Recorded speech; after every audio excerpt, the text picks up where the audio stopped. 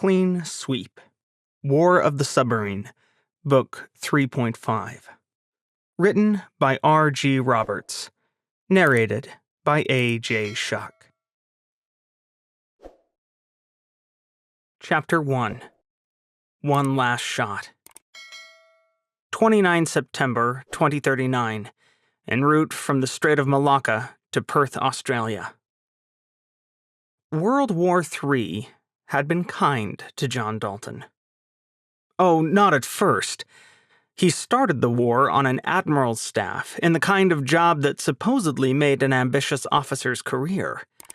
Then they got an aircraft carrier shot out from under them after that admiral started the war, which shot a giant gaping hole in any expectations or hopes for the future John had.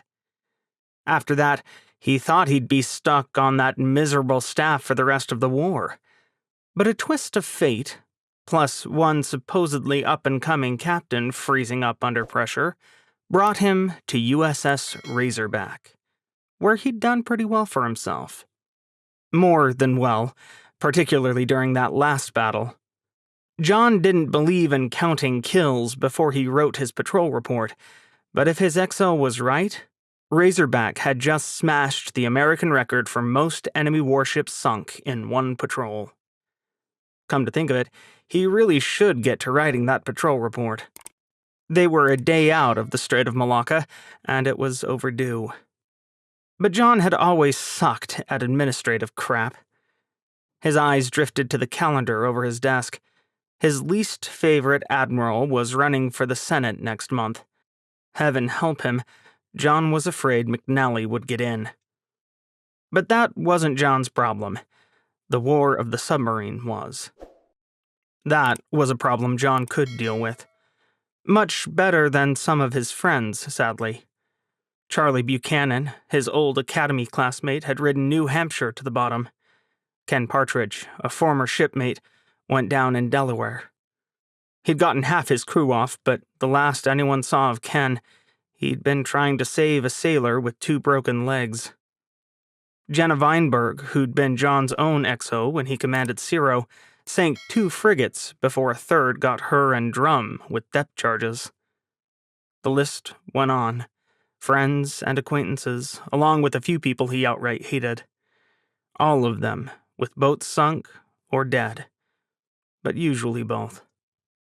As for John, he was America's top submariner. For the moment, he knew how fleeting that crown was. Commander Kurt Kins had worn it for a few months before Darter went down with all hands. John didn't much miss Kins as a person. He was a reckless practical joker with no sense of timing or decency. But he'd been a damned good tactician, and his loss hurt the Navy. So did the loss of a Ciro-class submarine and her trained crew. Groaning, John sat up in bed and kicked his blanket off. One of the best things about being the captain was having his own private cabin. It was small, but nice, and the mattress on Razorback was almost brand new. Commanding a 2-year-old attack submarine was apparently good for his back. But not for his bladder. He'd drunk too much coffee to stay awake during the 3rd Battle of the Somme, and while going to sleep had been easy, his innards wouldn't let him stay that way. Maybe after he got rid of a pot or 2 of digested coffee, he could go back to sleep. It beat lurking around control and pretending this wasn't his very last underway on Razorback. Finished in the cabin's attached bathroom, John tried not to look in the mirror. He looked like death warmed up in the microwave, he was sure. It was the middle of the night by Razorback's clock, and his boat vibrated gently as she sprinted and drifted south toward Australia. No captain in his right mind would be awake right now. Aging men with 2 small bladders need not apply. Defeated, John sat down at his computer and pulled up the email that would bring his second command tour to a screeching halt. John, I know I promised you some time off before your next command, and another go-round with your boat, but I need your ass back in Perth. It turns out that Captain Shapiro is pregnant with triplets. Needless to say, we need to get her ass off of Nereus as fast as possible. No one wants the risk of having a pregnant captain going to war, even an old dinosaur like me. Get your ass and your boat back as fast as you can, and prepare for a change of command. Your crew will get some time off while I juggle people and get them a new CO sooner than intended.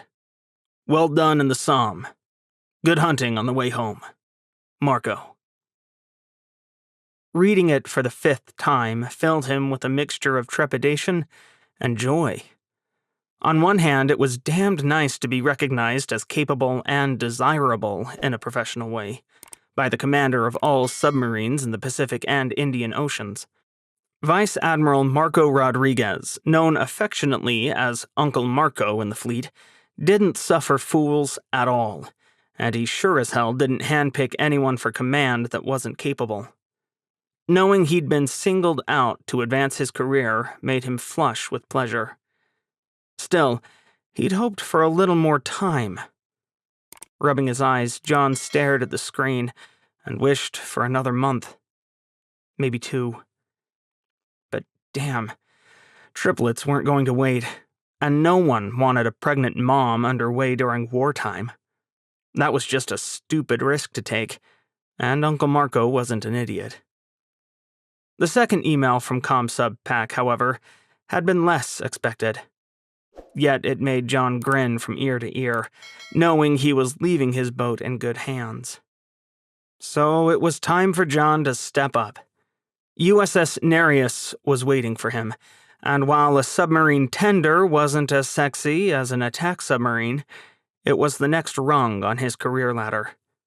He couldn't make Admiral without... The phone next to his desk buzzed, and John snatched it. Was he hoping for action? Hell if he knew. Captain. Good morning, sir. It's the officer of the deck. Sorry to wake you, but sonar reports 2 bottom-bounce contacts bearing 143, likely military based on speed and blade count. Range approximately 50 miles. No classification yet. Let the XO know, and I'll be up as soon as I'm out of my pajamas, John replied, wiggling his toes. One of his socks had a hole in it. Huh. How had that happened? Aye, sir, Lieutenant Lacasta, his weapons officer, replied, and hung up. Glancing at the second email one last time, John threw his nightclothes on the narrow bed and shrugged into a fresh set of coveralls, remembering to change out his socks for a new pair before pulling his sneakers on. He was pretty sure Uncle Marco wouldn't begrudge him another kill or two, even if it slowed Razorback's all-out rush toward Perth. Heck, even if the Admiral was annoyed, it wasn't like he would take John's next command away. If he'd had someone else in mind, he probably would have let John keep Razorback for at least the year he'd been promised. 10 months. 10 hectic, terror and challenge-filled months had not been long enough. John paused to splash water on his face before heading to the attack center. He knew his crew considered him famous for being able to pass out anywhere on the boat, so, just this once, he wanted to appear fresh and awake. They'd already caught him drooling on the wardroom table. Twice. Pausing in the doorway to his stateroom, John spun around and reached into a drawer to grab a small plastic bag and a blue cardboard folder. Maybe he could kill 3 birds with 1 stone today. His crew would love this. Chapter 2. Attention to Orders. The walk to Razorback's attack center, known as the Con, or sometimes just Control, was a short one from his stateroom. At 0300, there weren't a lot of sailors wandering the passageways.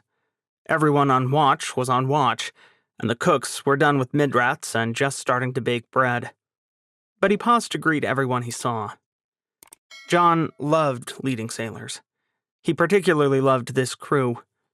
It felt wrong to say that he had enjoyed this command ride more than he had his first command on Zero, but maybe it was the kind of thing one only appreciated after it was lost.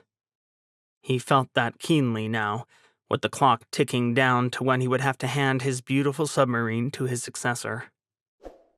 Razorback was so new, she'd barely had time to acquire the character special to attack submarines, a stench uniquely her own. Parts of the boat still smelled like fresh welds and new paint, though a weird combination of overcooked pizza and raw onions warred for domination down in enlisted berthing. The goat locker, or the land of the chief petty officers, contrasted that smell with one of sugar candy, probably the chief of the boat's fault, and grease. Officers' country, rather boringly, just smelled like old socks and cheese.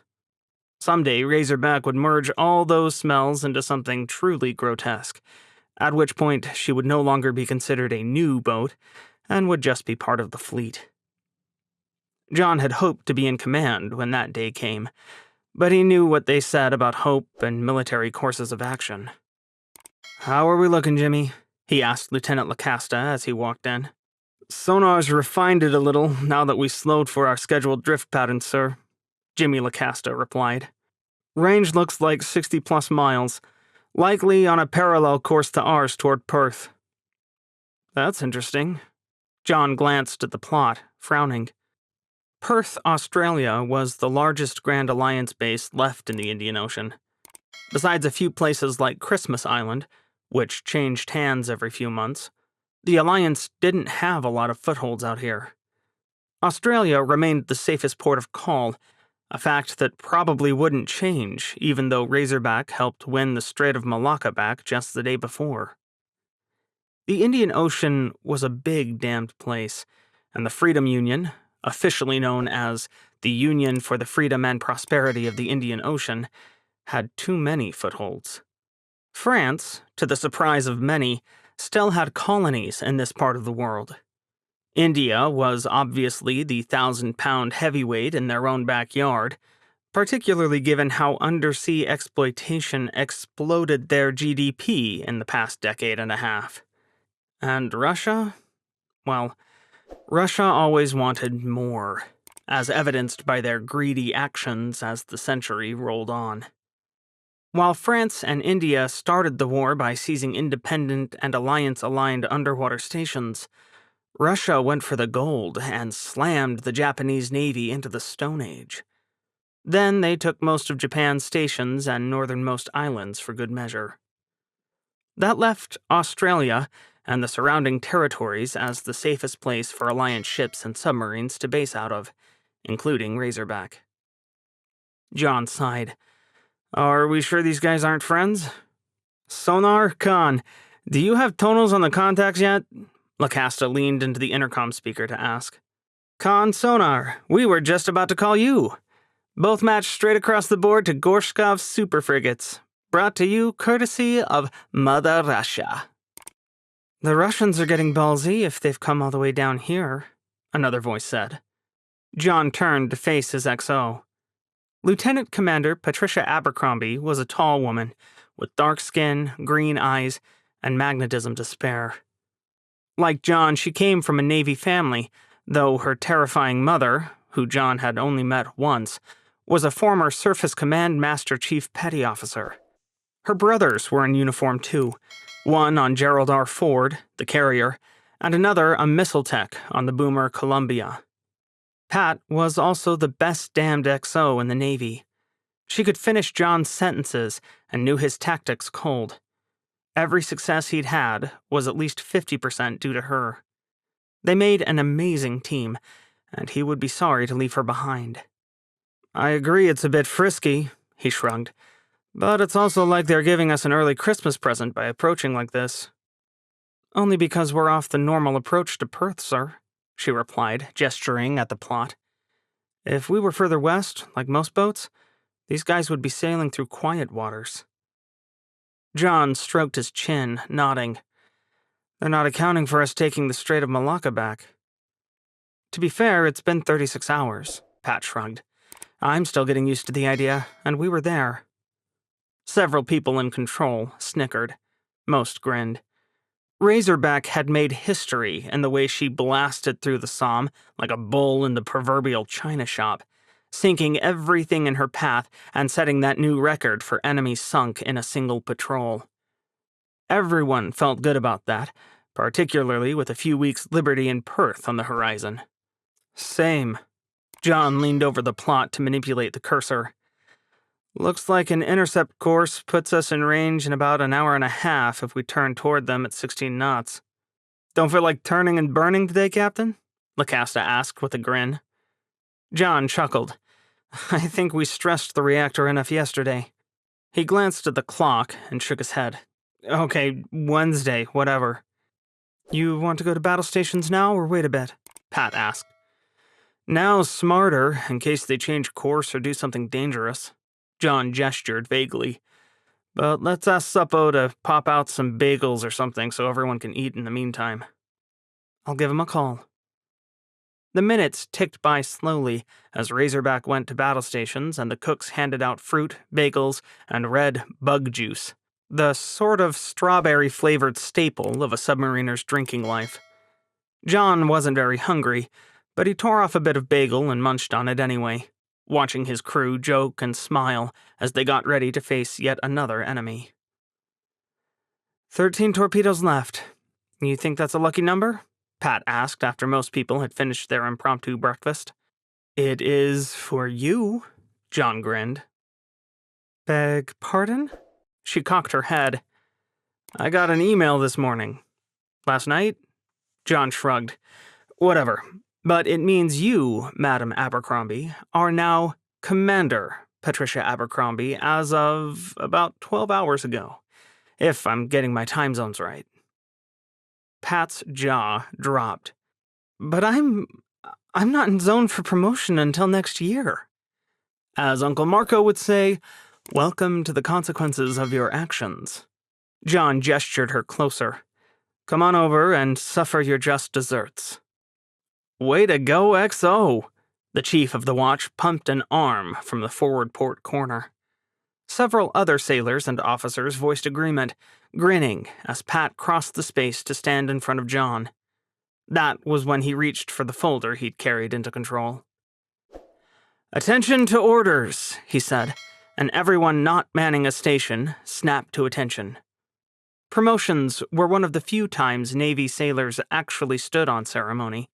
Otherwise, sailors were more likely to slouch and greet each other casually, like the crew was one weird, dysfunctional family that sometimes tolerated, sometimes loved one another.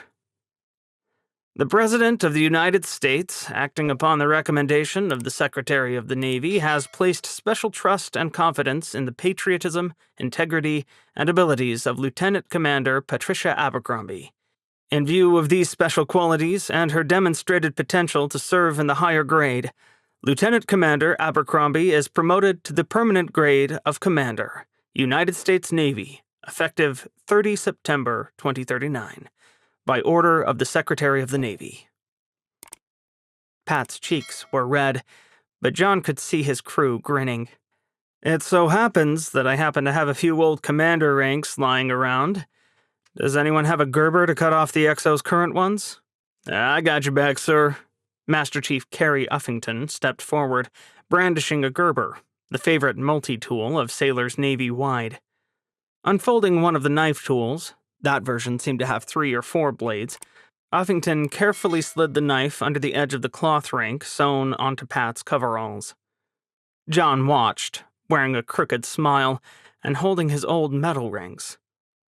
The problem with coveralls and working uniforms, the former being the most comfortable thing in the Navy wardrobe, with the latter a distant second, was that ranks, name, and specialty badges were sewn on.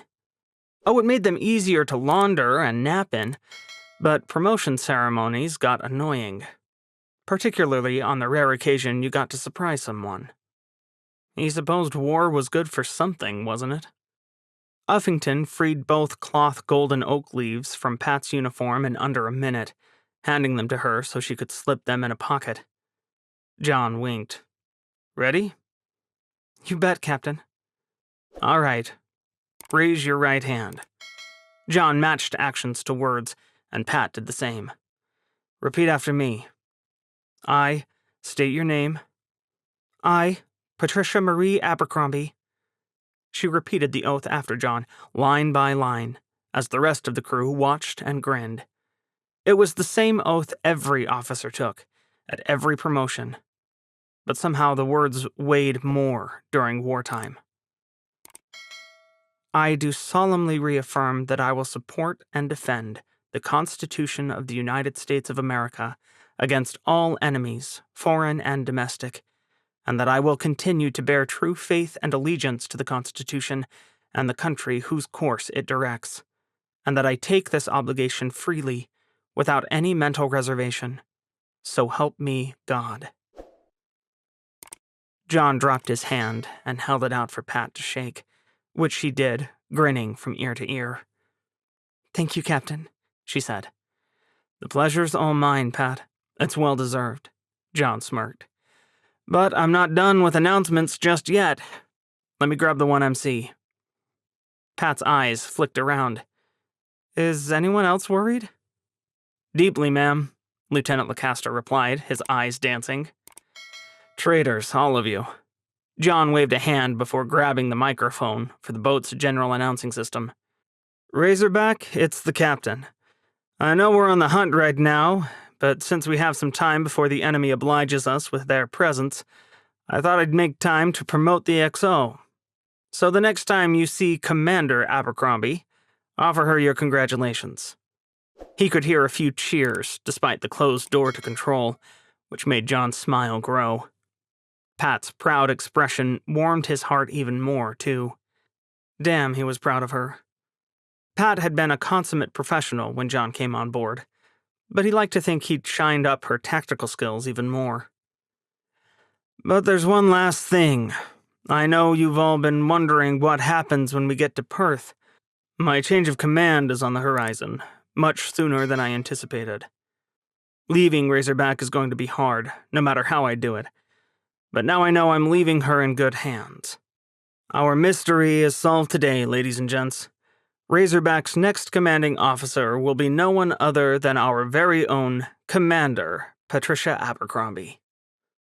"What?" Pat's jaw dropped as Master Chief Uffington slapped her on the shoulder so hard she staggered. John just met her eyes, still speaking to the crew. "Now I know that I will be leaving Razorback in the best of hands."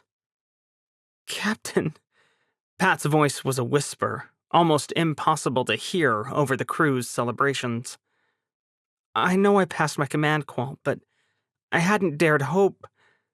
"You've been with Razorback since the very beginning," John replied, hanging up the microphone. "Who could possibly be better?" "Thank you." Her smile was watery, but John couldn't blame her. He'd probably get all weepy when he had to make his change of command speech, even if handing his boat over to Pat was the best possible scenario. "Did you make this happen?" He laughed. "I don't have the power. Uncle Marco does what he wants to. We were just lucky that it went our direction this time." "Then I guess I should—" "Con sonar, active sonar emissions bearing 041. A voice from the speaker in the center of control cut her off. "Range medium, hard to determine. Sounds like dipping sonar." Son of a gun. John shook his head, feeling stupidity curling around his bones. "Sounds like one of those Russian destroyers has a helo sanitizing their path." Pat made a face, and we walked right into it. "Well, let's run right out of it.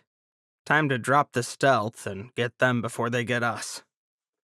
Inspiration struck John. "Why don't you take the con?" "Me? What?"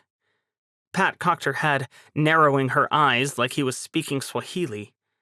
"You're still the captain." "For another couple of days. Consider this the Pico check ride you're not going to get." John grinned.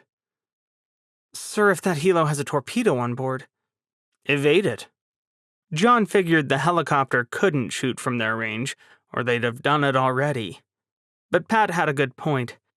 Being reckless had already gotten plenty of their compatriots killed in the war. "Then sink the destroyers and the helicopter will bug out for the nearest landmass it can find. It won't have fuel to play around with sinking us." "I think you've gone a little crazy," she said. Maybe it's the thought of going to a surface ship driving me mad. John made a face. You know how those skimmers are. I'm going to have to hang out with them all the time. Pat shot him a long-suffering look. You're not going to go take a nap or something if I do this, are you? No. I'll be right beside you. John had every confidence in Pat, but Razorback was still his boat until he signed her over. That meant she was his responsibility until the bitter end, and in the unlikely occurrence that Pat did freeze up, John would be there to take the reins. Besides, it was better to know now if she couldn't hack it. John thought she could, but the pressure of being the captain was higher than being the XO. That was the genius behind prospective commanding officer, or PICO, check rides. It gave an experienced captain the chance to see the potential captain in action, and it gave a new CO a shoulder to lean on if they needed one. Command was lonely.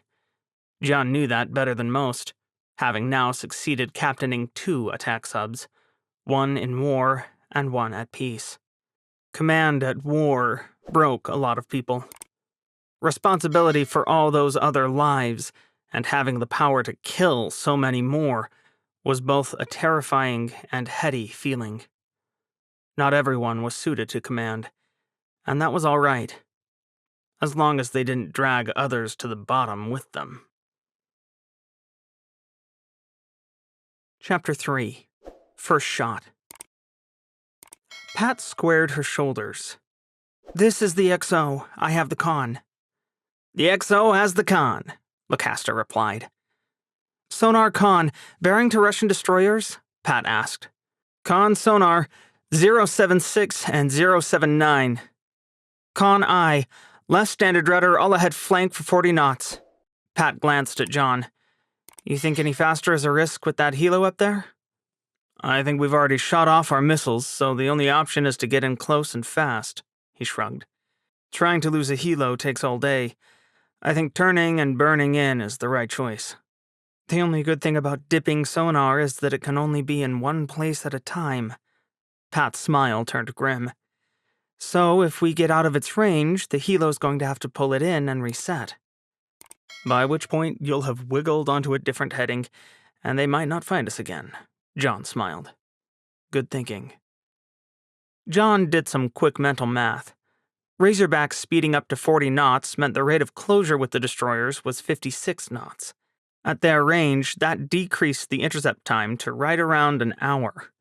Not bad, particularly if Pat could lose the helicopter hunting them.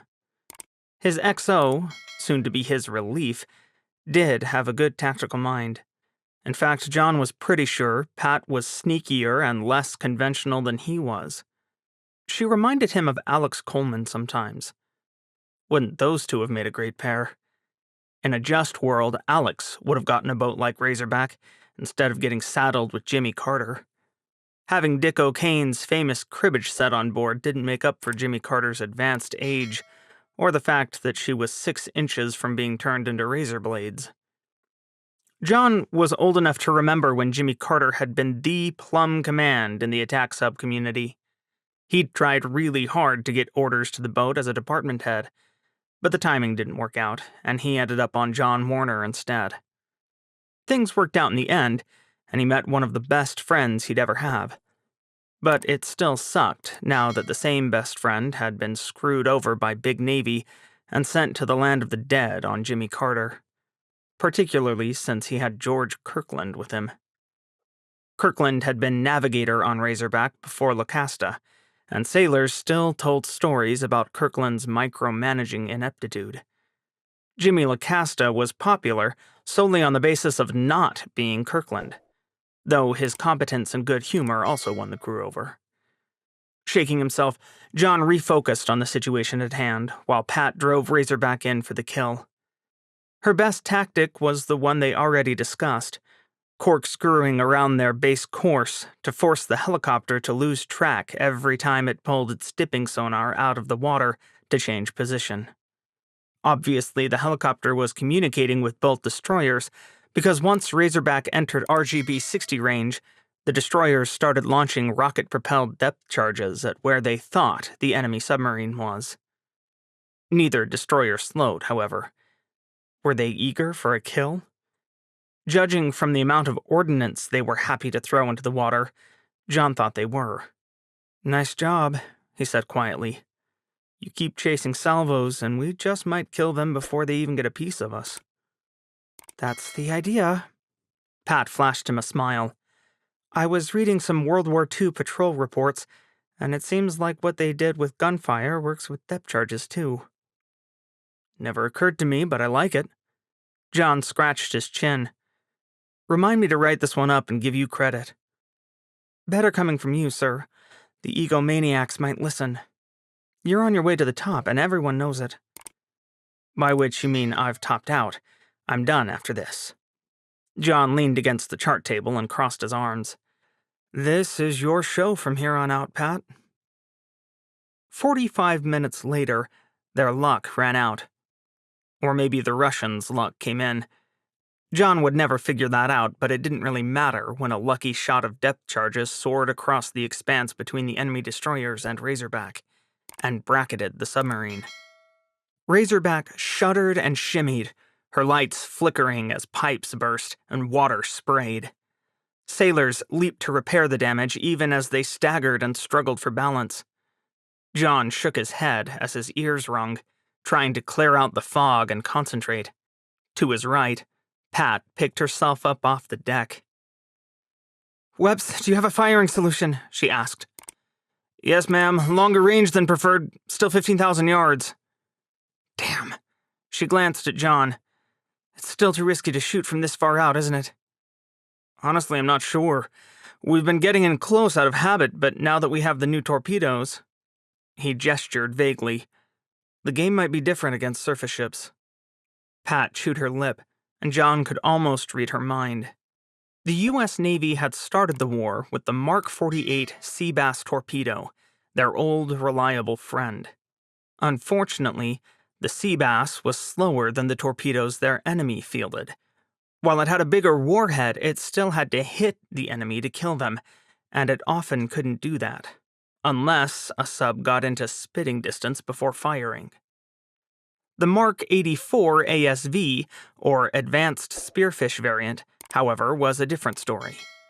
A joint American-British effort, the ASV was slightly longer ranged and 33 knots faster than its older sister. John had continued to get in close to kill the enemy. He didn't like giving anyone a chance to run away when he could use Razorback's stealth to creep up on them. But when the enemy already knew you were there... "Make tubes 1 through 4 ready in all respects, including opening the outer doors," Pat ordered. "Make tubes 1 through 4 ready in all respects, including opening the outer doors, aye, ma'am." "Con sonar splashes to starboard," sonar reported. "Likely bearing 034. Detection is difficult with the noise topside and our speed." "Con aye. Right standard rudder." Pat turned Razorback to chase these splashes as well. Had the destroyer figured her tactic out? Unlikely. They were still moving fast, and if Razorback's sonar picture was murky, it was far worse on the destroyers. Modern technology claimed to be able to filter out own ship's speed and self-noise out, but John always found that lacking. It was particularly bad on surface ships, whose sonar wasn't as deep in the water as a submarine's was. Active sonar was a surface ship's best weapon, and "Con sonar, active sonar. Destroyer number 1, track 7093 has gone active." "Firing point procedures, tubes 1 and 3, track 7093, Pat snapped. It didn't take long. Razorback's crew was sharp, well-trained, and fresh off a victory in the Strait of Malacca where they sank 8 enemy warships. "Solution ready. Ship ready. Fire." Pat wasted no time. "Wep set tubes 2 and 4 up on the other destroyer." "On it, ma'am." John just smiled as he watched his crew at work. The feeling was bittersweet. They weren't going to be his for much longer. But damn, was he proud of them. He'd been fortunate to lead them for 13 months, hadn't he? The alternative was driving a desk or following Admiral McNally into his political ambitions. Yuck. It wasn't that John blamed McNally for being ambitious. John was ambitious. He wanted to get at least 3 stars, preferably 4. His dream of dreams was to become the chief of naval operations one day and to run the whole dang show. But McNally's ambition was allied to carelessness and stupidity. He'd panicked, sunk the wrong nation's submarine, and started a war that he then tried to sit out by shutting down and leaving John and Captain Julio Rosario to handle things.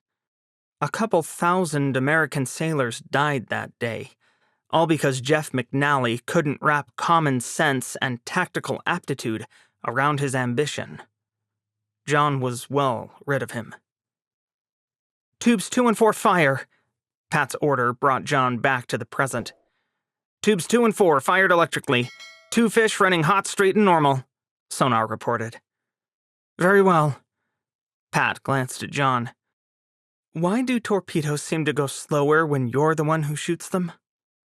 He chuckled. Perception is reality. "Torps 1 and 3 in final acquisition. Both have terminal homing," a watchstander said. "Very well." Pat wiped her hands off on the legs of her coveralls. "Con sonar, destroyers are maneuvering. Screw noise increasing. I think they're turning into a torpedo evasion maneuver." A pause. "Dipping sonar, close aboard. I think the helo has us cold." "Time to clear datum, Pat," John said in an undertone. Her head jerked up, eyes wide. "What? Oh, shit!" Pat shook herself. "Webb's cut the wires and closed the outer doors. We'll have to trust the ASVs are smart enough to hit surface ships on their own." "Webb's eye," Lancaster replied. Cutting the wires was a risk. It took away Razorback's real-time control of the torpedoes. However, remaining connected to them kept Razorback from maneuvering the way she needed to if she was going to get clear of whatever retribution the destroyers launched. "Con sonar splashes directly overhead." "All ahead flank," Pat barked. "Dive, make your depth 800 feet. John nodded, keeping his hands in his pockets and resisting the urge to interfere. Was this how flag officers felt? He didn't like it, but he supposed he could get used to it. Better he learned now when there was no one but Razorback's crew to notice if he made a fool of himself. At least they knew and respected him. He let out a slow breath. Pat had done the right thing, diving under the layer and sprinting away as fast as she could.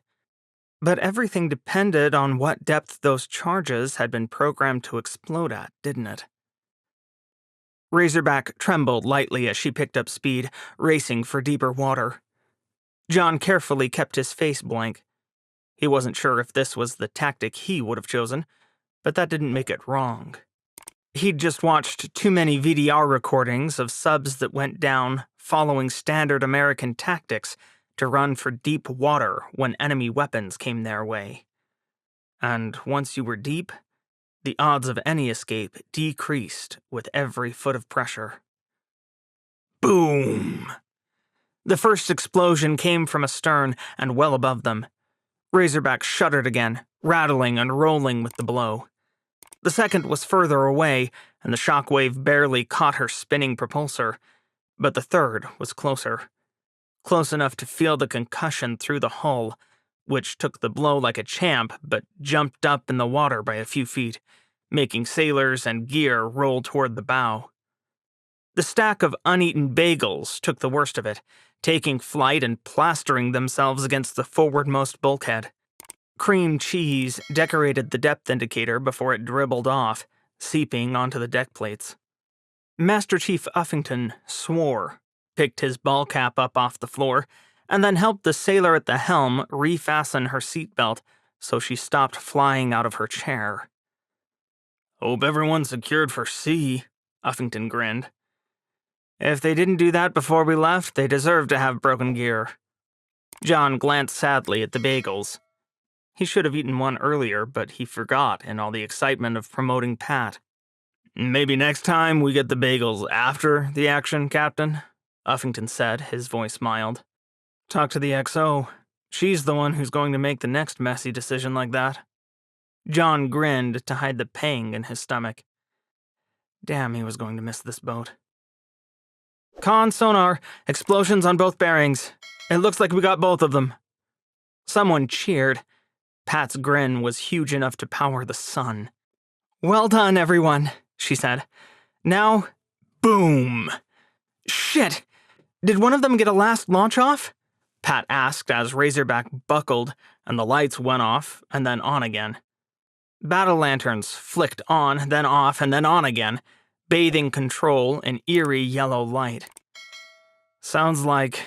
John licked his lips, counting seconds and struggling to hold the recommendation back. If Pat was smart... "Hard left rudder. OOD, let's get the hell out of here," Pat said. "No reason to hang around where the rest of that salvo might cook us." "Yes, ma'am." Chapter 4. Icons. The rest of their transit to Perth was quiet. John spent several hours with Pat going over the necessary turnover items. Fortunately, with her as the XO, the list was remarkably short. It wasn't like he needed to tell her about their personnel problems. Pat was more in tune with most of those than he was. She knew about Jimmy LaCasta's affair with the mayor of Perth. Both parties were married and neither knew the Navy was aware of their trysts. But until the relationship became detrimental to good order and discipline, John didn't see a reason to act. Jimmy was a great officer, and what he did in his off time was his business. Master Chief Uffington was the problem John felt guilty leaving in Pat's hands. Uffington had tried to retire 3 times, only for the Navy to tell him a resounding no, because there was a critical shortage of qualified cobs. He'd stopped trying in John's 3rd month on board. But now he was threatening to drop his papers again. Not, thankfully, because of the upcoming change of command. In fact, John hoped that might make him stay. But because he was old, tired, and Razorback had already broken the record for most enemies sunk in a single patrol. Would they add the 2 destroyers to John's total for his last patrol, or would they count as Pat's first? If John had his way, it'd be the latter. He already owned the record, why pad it? Finally, his boat surfaced one last time near Beacon Head, right on schedule. John liked to be on schedule, and Pat always facilitated that. He hoped her incoming XO, whoever it was, would be half as competent and organized as Pat. "Let's put a broomstick up," John said as Razorback entered the channel leading toward Naval Station Perth. Pat twisted to stare at him. "For a clean sweep?" "We killed everything we shot at, didn't we?" John grinned. "I know it's not peacetime, where we're on our way back from sea trials or we shot tomahawks at someone, but it'd be nice to use one for its original purpose, wouldn't it?" "I like that." Pat turned to one of the quartermasters. "Charlie, go find a broomstick, will you?" "You got it, ma'am." Charlie grinned and vanished. According to legend, the tradition of using a broom for a clean sweep was older than the U.S. Navy, having started in battle between the Dutch and the British in the late 17th century. However, the tradition for American warships started in World War II. Like many submarine traditions, it started on the first USS Wahoo, SS-238, commanded by the legendary Mush Morton. On Morton's first patrol in command, Wahoo sunk every enemy ship she encountered and then returned to port with a broom tied to her mast. From there, the tradition was born, and submarines throughout the war continued in Wahoo's footsteps. John's heart fluttered as he watched Charlie bring the broom up to the grinning lookouts, along with a small bundle of line. Laughing, the lookouts tied it to the radar mast before looking down. "Good enough, Captain?" one asked. "Perfect," John replied. He glanced at Pat, whose smile mirrored his own. "Never thought I'd make myself feel just a little like Mush Morton." She coughed on a laugh. "Does that make me Dick O'Kane, sir?" she asked, referring to Morton's equally legendary XO, who went on to be the most successful single commander in the Second World War. "I've always idolized O'Kane myself," John admitted. "More measured, less manic." "I don't know. It was Morton who shook up the subservice and made us look at our tactics and realized we sucked," she replied. "You've done that a bit." I don't think the comparison's that bad. John gulped. No, thank you. I don't go around offering to wrestle people, and I'm sure not someone with the nickname Mushmouth. That man was a menace, a useful one. But I prefer O'Kane's measured tactics to the down-the-throat shots Morton was known for. They do fit modern warfare better, that's for sure. She glanced at the broom. You think anyone's going to be mad about that? Let 'em be mad. You can blame me if anyone shits a brick. 1 October 2039, Perth, Australia. He should have guessed that Admiral Rodriguez would meet them on the pier. Well done, son. Marco pumped John's hand with more enthusiasm than was necessary. Would it sprain his wrist? Only time would tell. And 2 more destroyers on the way home? Makes for a damned fine patrol. I turned the boat over to the XO for a mini check ride on those 2, John replied. Pat did fantastic. Those should be her kills, not mine. 2 eyebrows shot straight up in Marco Rodriguez's tanned face. Your boat, your call. You ready for a change of command? Today? John gulped and then remembered to close his mouth so he didn't look like a blowfish. Nah, I'd figured I'd give you 3 days to get your shit sorted and a speech written. Your wife's flying in, by the way. Got her a nice VIP room at the best hotel in town, so you 2 can have a little leave before you take over Nereus on the 11th. John blinked. Janet's coming? He'd hoped she could come out, but last they'd talked, all the military flights out to Perth were full, with no hope of a civilian squeezing on board. You bet she is. You've done good for the Navy, John. It's time the Navy gave you something back. Rodriguez squinted. Is that a fucking broom I see? John rocked back on his heels, feeling like he had whiplash. Yes, sir, it is. Felt appropriate, all things considered. Fuck me with a rusty spoon. Why didn't I think of that? Rodriguez shook his head. Good thinking, even if it shows what a numbnuts admiral I've become. Clean sweep. You get everything you shot at? We did. John shrugged. Of course, we couldn't sink the helicopter one of the Russian destroyers launched, but I don't think it had enough fuel to land anywhere, so it probably crashed. Can we call that a kill for Pat 2? Rodriguez snorted. Don't push it, kid. John chuckled. I'd never dream of it, Admiral. He hesitated. Do I really get a whole week between the ceremonies? You think I'd wring you that dry? Rodriguez shook his head. There might be a war on, John, but I know you and your crew busted ass in the Somme. Get through your change of command here, and I've got people setting up all the ruffles and flourishes, so don't worry about that shit. And then you and Razorback's peeps all get some much-deserved R&R. You'll have to turn over with Shapiro during that week, but it's not ready to pop for another 5 months, so you'll have her full attention. I really appreciate the leave, sir. I probably need a reset, particularly after the Somme. I'm just glad this trip through there was better than your first, Rodriguez said quietly. I remember how beat to shit you looked when we first met. I wasn't at my best. None of us were that day, John.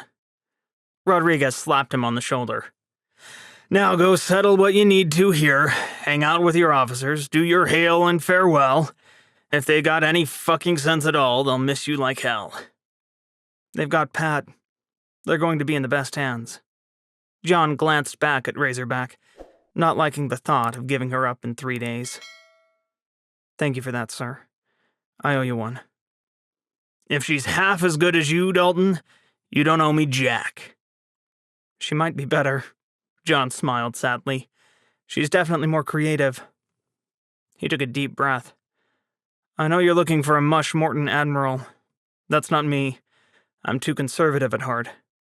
But Pat might fit the bill. You're already thinking like an admiral, aren't you? Rodriguez cocked his head. Don't die on Nereus. We've got plans for you. As long as they're not casting me as Mush Morton, I'm game. Nah, I'll keep looking. Chapter 5. Poor Decisions. 4 October 2039. Navies loved traditions. While submariners might have been considered the weird children in a lot of navies, they were no different on that front. That meant any arriving or departing officer was celebrated at a hail and farewell, where the officers got together, ate, drank, and generally made merry and stupid at one another's expense. John endured the roasting with good humor. Ensign Nelson did a surprisingly good impression of him, a fact he learned when the junior officers did a silly skit revolving around John falling asleep in the wardroom and no one being able to find him when an enemy was approaching. It was hammed up for laughs, but John didn't mind, even with Janet beside him watching his crew mock him. After all, Janet was a child of Norwich University, a place far more brutal when it came to mocking their own than John had ever dreamed of. She laughed harder than anyone else. Did John get drunk? A little. He had both his speeches done for both changes of command. Usually, people didn't have two of them within 8 days, and that meant he was free to be stupid. At least a little. But he made sure not to be too hungover when it came time to give Razorback to Pat. He wanted to remember every moment, and not with a blazing headache. "Are you ready?" Janet asked, fastening the collar of his summer dress white uniform. It still felt odd to wear his summer uniform in October, but Australia was an entirely different hemisphere than John was used to being stationed in. So he wore what the Navy called his choker whites for ceremonies, complete with the pearly white shoes that were easier to get dirty than a white dress on a toddler. "The look on your face says you think I'm not," he replied. Janet snorted. "I know you. You got drunk and almost missed your change of command on Zero. I had to drag you out of bed." "Hey, I got up with the alarm. After snoozing it 3 times. John shrugged, feeling his rack of medals shift. Wow. It was still weird to see a Navy cross there, with another to come if Uncle Marco got his way. Wild. "I'm awake and coherent, and only mildly hungover." She patted his shoulder. Janet was a tall woman, right up there with Nancy Coleman in terms of height, but they were physical opposites in every other way. Janet was blonde, with sparkling green eyes and a wicked sense of humor. Nancy, like John, was a straight and narrow type, but her old college roommate had always been the one to drag her into trouble. John didn't mind trouble. He just liked it to be of the type that shot back during wartime. Anything else was boring. "You're bad at letting go," she replied. "I'm trying a new tactic. I put Pat in command for the last few days so I could get used to it." John squirmed. It sort of worked. "Does going to another ship help?" "Not really," he grimaced. "My last surface ship experience was bad." "You mean McNally's staff?" Janet's voice went flat.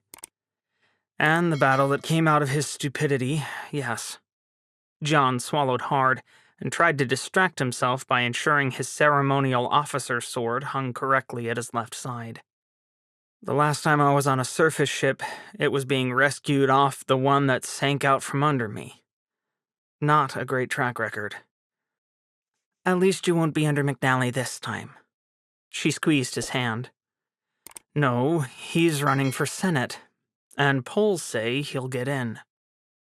"Bastard. I wish I could vote for his opponent, but we don't live in Georgia." Janet scowled. "Neither does he, from what I know. He's just doing one of those I have a house for tax purposes things that so many of the rat bastards do." "I wish I was surprised." John shook himself. "Let's not talk about him now. He's likely to ruin the day." "All right. How about this? You go out there, knock your speech out of the park, and I'll rescue you from the reporters afterward. And we'll go out to a great place I found for dinner, just the two of us." "Sounds like a deal." John wasn't going to pass up time alone with his wife, not after only talking to her on phone calls and video chats for the last 13 months. And, well, if he had to make a speech to do it and give up his submarine. John didn't mind speeches. And he didn't have a choice on the last part. It was time to bite the bullet and move on with his life. 11 October 2039. John? Hands shook him, but John Dalton was deep in a dream about a talking coffee mug, aliens, and potato chips with legs. Mumbling something unintelligible, he tried to roll over, only for those same hands to shake him harder. John? The coffee mug morphed into a shark, which started chasing the deer. Where had the deer come from? And then the sky started raining potato chips and pizza. Pizza sounded so lovely. John Dalton, if you don't wake up right now, I swear to God that I will dump an entire bucket of ice on your head and then pay the bill when the hotel objects, Janet snarled. Make me wait and it'll be 2 buckets of ice. Huh? He cracked an eye open. That's what I thought, you idiot. Why the hell did you go drinking with Admiral Rodriguez last night? You knew what would happen. Drinking? John felt like his tongue was made of sandpaper. Water? Not until you sit up. Otherwise, you're getting that bucket of ice. You Norwich people are crazy pants. Guilty as charged. Now sit the hell up. She dragged him into a sitting position, and John mostly helped. His limbs felt heavy, like they were made of concrete and wanted to crumble away if he moved too fast. He groaned, but Janet was merciless and handed him a mug of coffee. That was nice. The hotel was expensive enough to have branded coffee mugs to accompany the crappy little coffee machine. I'm in the big leagues now, he muttered. Get real cups to go with the cheap off-brand coffee. There's a Starbucks down the street if you're feeling human. No way. Squinting, John tried to put the coffee mug on the nightstand, and missed on the first try. And the second. Janet saved him from a third, scowling. How drunk did you get? She asked. I'm not sure I remember. Janet sank down on the bed next to him.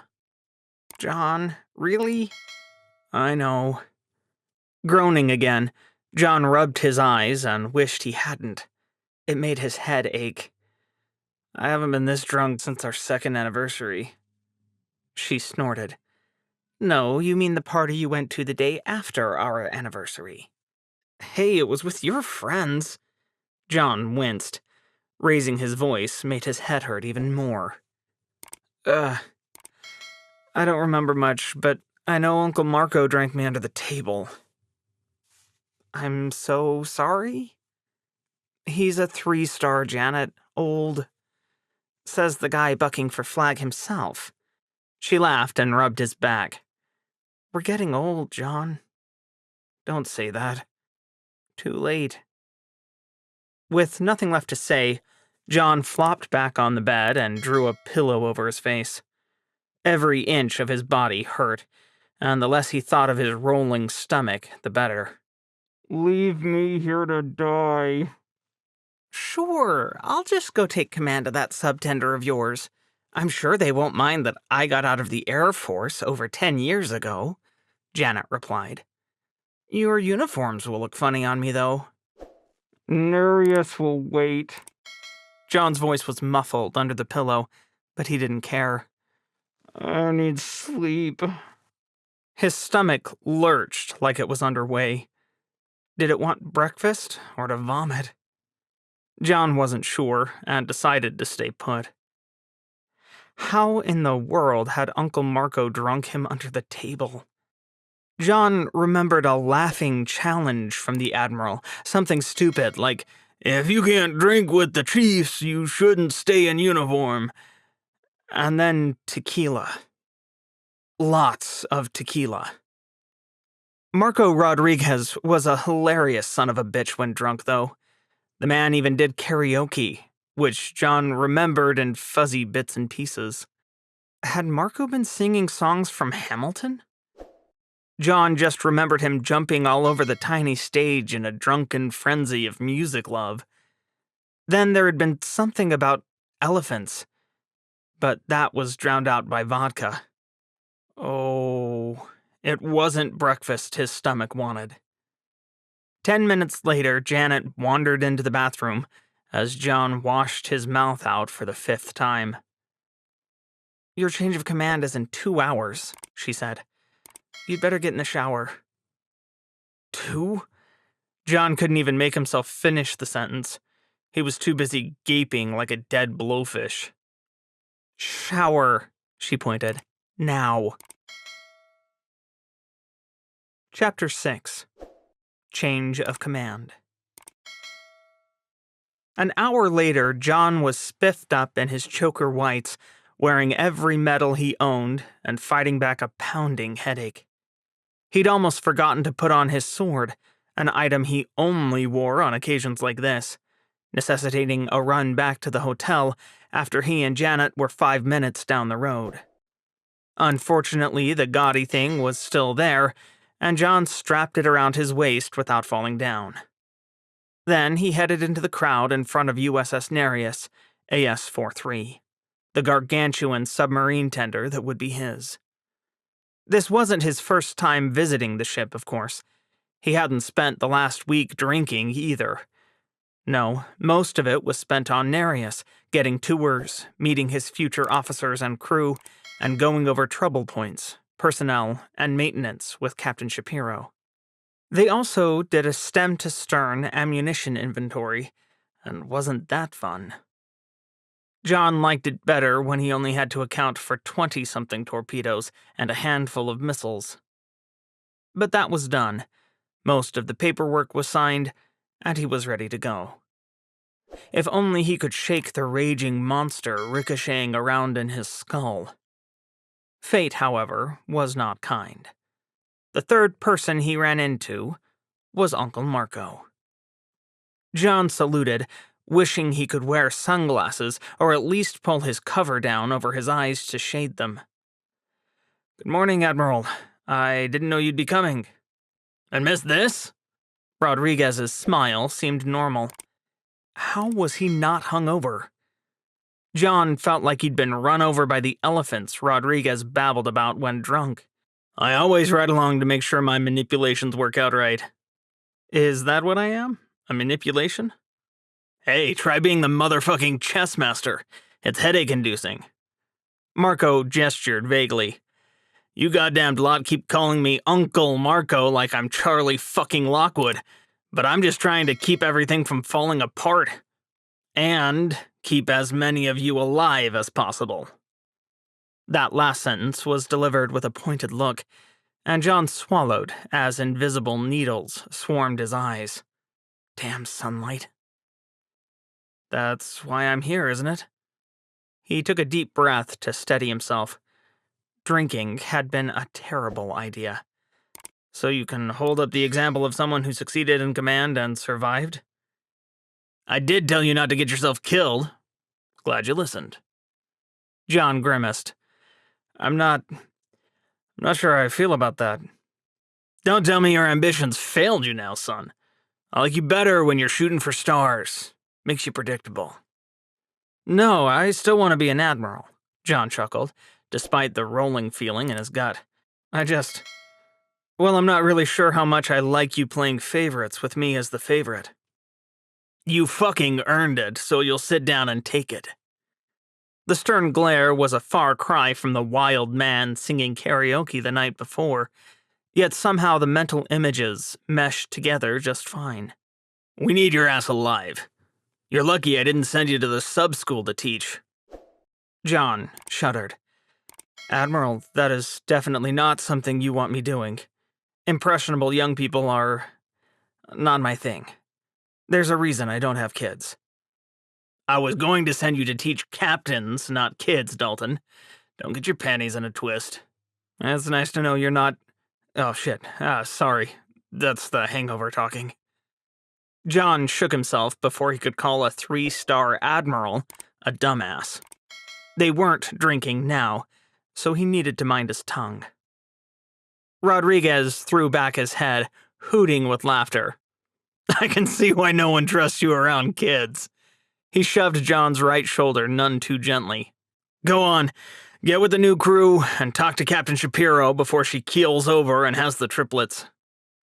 "I'm pretty sure it doesn't work like that." John hadn't been so crass as to ask Nereus's current captain how far along she was, but she didn't look ready to pop. At least not to him. Rodriguez just laughed and walked away, leaving John to wander up to the woman he'd be relieving in, he checked his watch, 43 minutes. The crowd had grown while he chatted with the Admiral. John counted a few friends, a pair of academy classmates who ended up in the supply corps, and a bunch of people he didn't know. A lot of them were surface sailors. Were they former Nereus hands? He wasn't sure. Captain Andrea Shapiro was, like John, a submariner. It was one of the requirements for commanding a submarine tender whose entire job it was to take care of submarines. Driving a ship on the surface was different, sure, but giving TLC to a hot dog stuck to a nuclear power plant was a lot more complicated than learning to drive a surface ship. Or at least John sure hoped so. He hadn't gotten a chance to get underway with his future command, and he hadn't gotten any simulator time either. Aside from driving Enterprise a bit on a whim when he thought he wanted to earn his Surface Officer of the Deck qualification, John hadn't driven a surface ship since he was a midshipman. Nereus hung over the red, white, and blue draped podium like an ominous mountain of navy gray metal. Damn, she was big. Almost as tall as that ill-fated Enterprise had been. There would be another one soon, though, wouldn't there? John had heard that the weird aviation side of the Navy had convinced SecNav to name yet another carrier enterprise before the old one was barely settled on the bottom of the Somme. He wasn't sure how he felt about that. Swallowing, he forced his mind away from the last surface ship he served on. Nereus wasn't likely to face a missile storm. No, her main threat was enemy submarines, and her best defense was the friendly submarines she was built to repair and rearm. John hoped he'd made a few friends along the way to watch his underside. Lord knew he'd need them. "Hanging in there, Andrea?" he asked, stepping up on the raised platform. Andrea Shapiro was a short, dark-skinned woman with a narrow face and hawk-like eyes. John remembered her from the academy, where she'd been a senior when he was a lowly plebe. Back then, she was a battalion commander, and he was lower than dirt. But those green eyes still missed nothing. Now, however, they were equals in rank, and she smiled to see him. "My back is killing me, and my shoes feel like they're 2 sizes too small," she replied. "How's the hangover?" "Do I look that bad?" John stifled a yawn. "Word's going around base about Uncle Marco's wild party and how you got him to sing karaoke." She snickered. "I wish these 3 would let me stay up past 9. I was out like a light." "I didn't dare him." He scrunched up his nose, thinking. "I'm pretty sure that was one of the chiefs. There were 2 there from his first boat." "That'll do it," she laughed. "Still, you should take credit. The crew's half submariners. It'll build you a legend." "I think I'm all right," John replied, glancing into the crowd to see Janet chatting with Pat, who looked both proud and still a little shocked to be wearing a commander's stripes. Too bad his parents couldn't be here, but at least they were watching virtually. Both were retired flag officers, which meant high-powered government or quasi-government jobs even in retirement. His mother worked for the Secretary of Defense, fortunately on the aviation side of things, otherwise John would have represented a submarine-sized conflict of interest. And his father worked for a strategic think tank in Washington, D.C. He talked to both at length before he started drinking, and knew they were proud of him. But it wasn't the same as having them there. He wished his closest friends, like Alex and Nancy, could be here, but both were still underway. So was Gunnar Pavolko, commanding the ballistic missile submarine Challenger. At least he knew where Alex and Nancy were. Gunnar was out somewhere, lurking in the ocean in case the world was stupid enough to take this war nuclear. Thankfully, even being at war with 3 nuclear powers didn't make John think India, Russia, or France was stupid enough to start lobbing nuclear weapons around.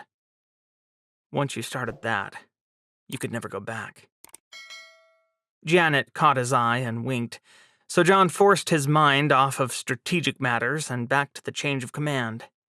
He would have invited newer friends, like Admiral Julia Rosario, who'd saved his ass in the first Battle of the Somme. But Julia's flagship was underway with Nancy, so she was right out. So was Admiral Larkin, who was in command of a carrier strike group sailing off America's east coast. Aaron Larkin had been John's captain during his own XO tour, and he was still a mentor figure for him. Still, a good chunk of his Razorback crew, now Pat's but forever a part of John's history, was here to see him take charge of his new command, weren't they? That made his chest grow warm. They were on leave, and could be out having fun. But instead, several dozen of his former sailors chose to put on their dress whites and stand in the sun. Shapiro chuckled. Yeah, you'll do fine. You're everyone's fair-haired boy these days. What makes you say that? John twisted to face her again.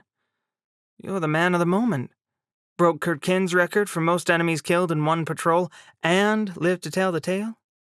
Part of me is surprised that Uncle Marco dared pull you out of a boat. John's smile was crooked.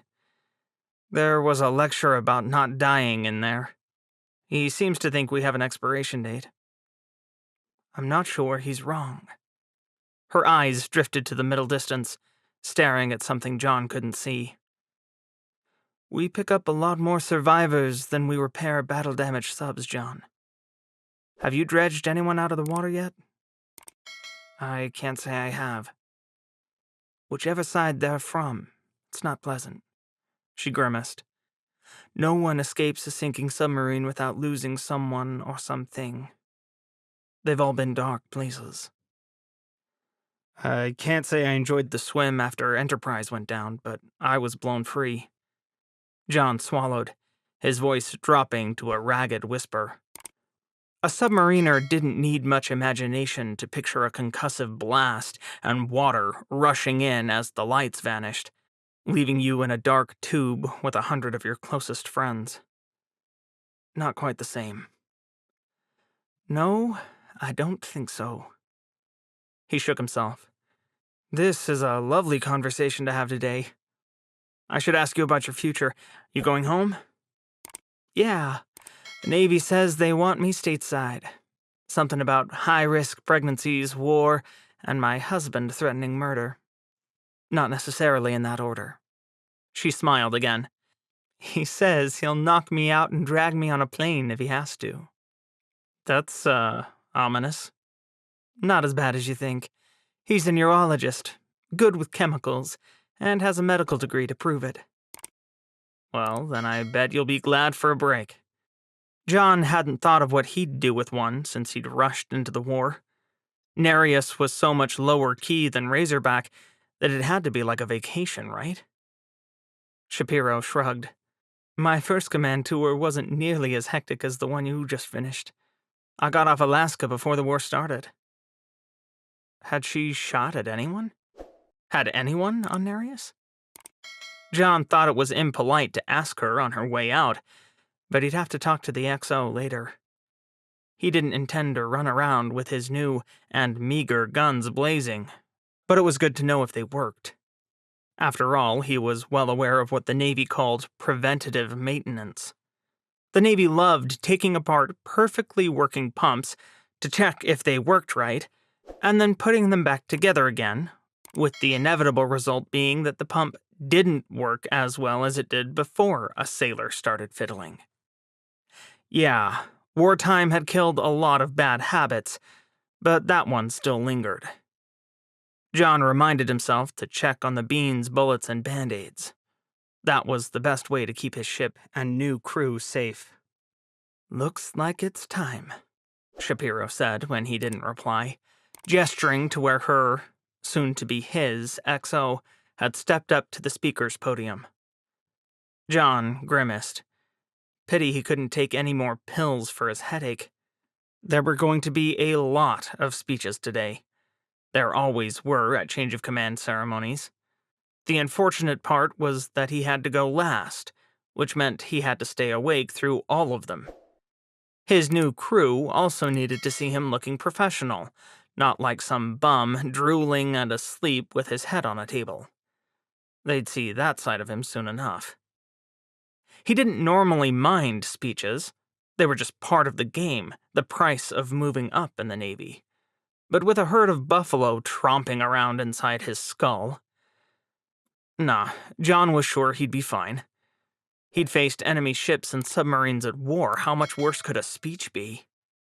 Steeling himself, John cocked his head and daydreamed of water skiing through a boring speech by Ms. Boeing, the christening sponsor of Nereus, who had for some insane reason flown all the way out to Australia during a war to talk about her late husband's naval career.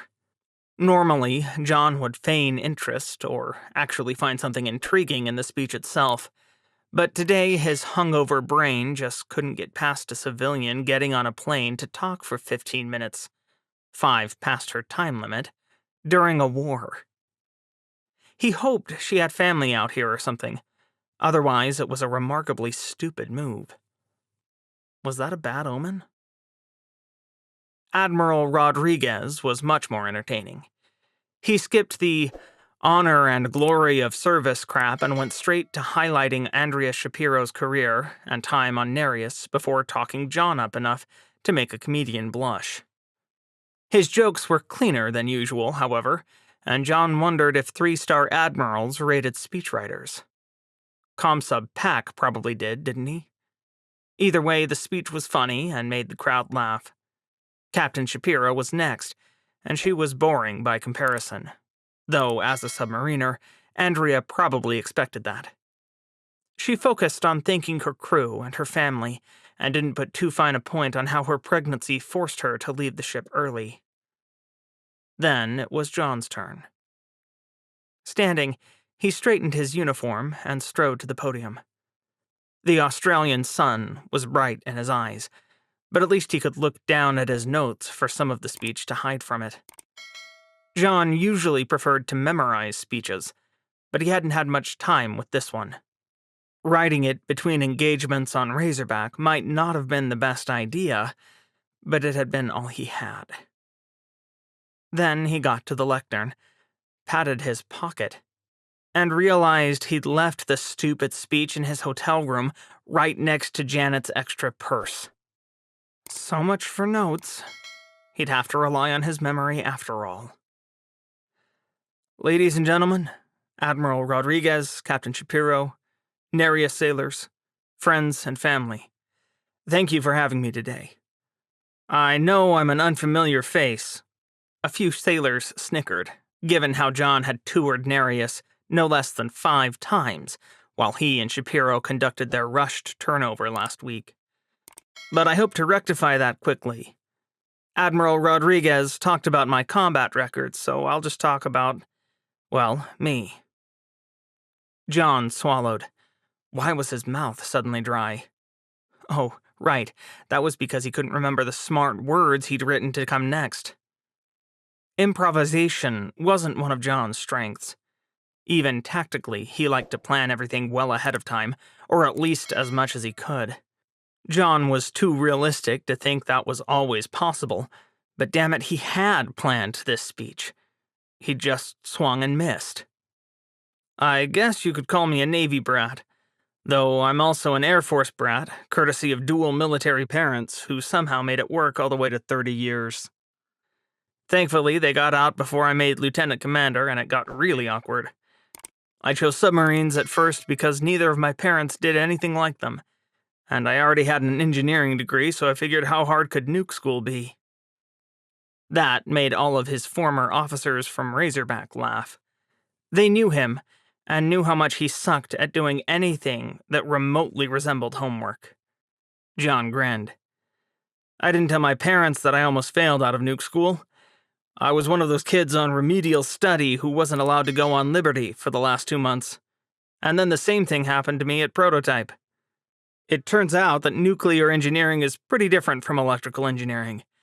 Not that I'd been an academic superstar at the academy either. John led the chuckles this time. But I forged onward, got to my first boat, and realized that submarines were a lot more fun than school. Should he say something about every boat he'd been on? John had spent the time to come up with a clever anecdote about each, but now he couldn't remember anything other than the most disorganized navigator in the history of the Navy label his division officers on John Warner smacked on him. Grimacing, and immediately hoping no one noticed it, John brushed that idea aside. A couple boats later, I found myself in command of Ciro.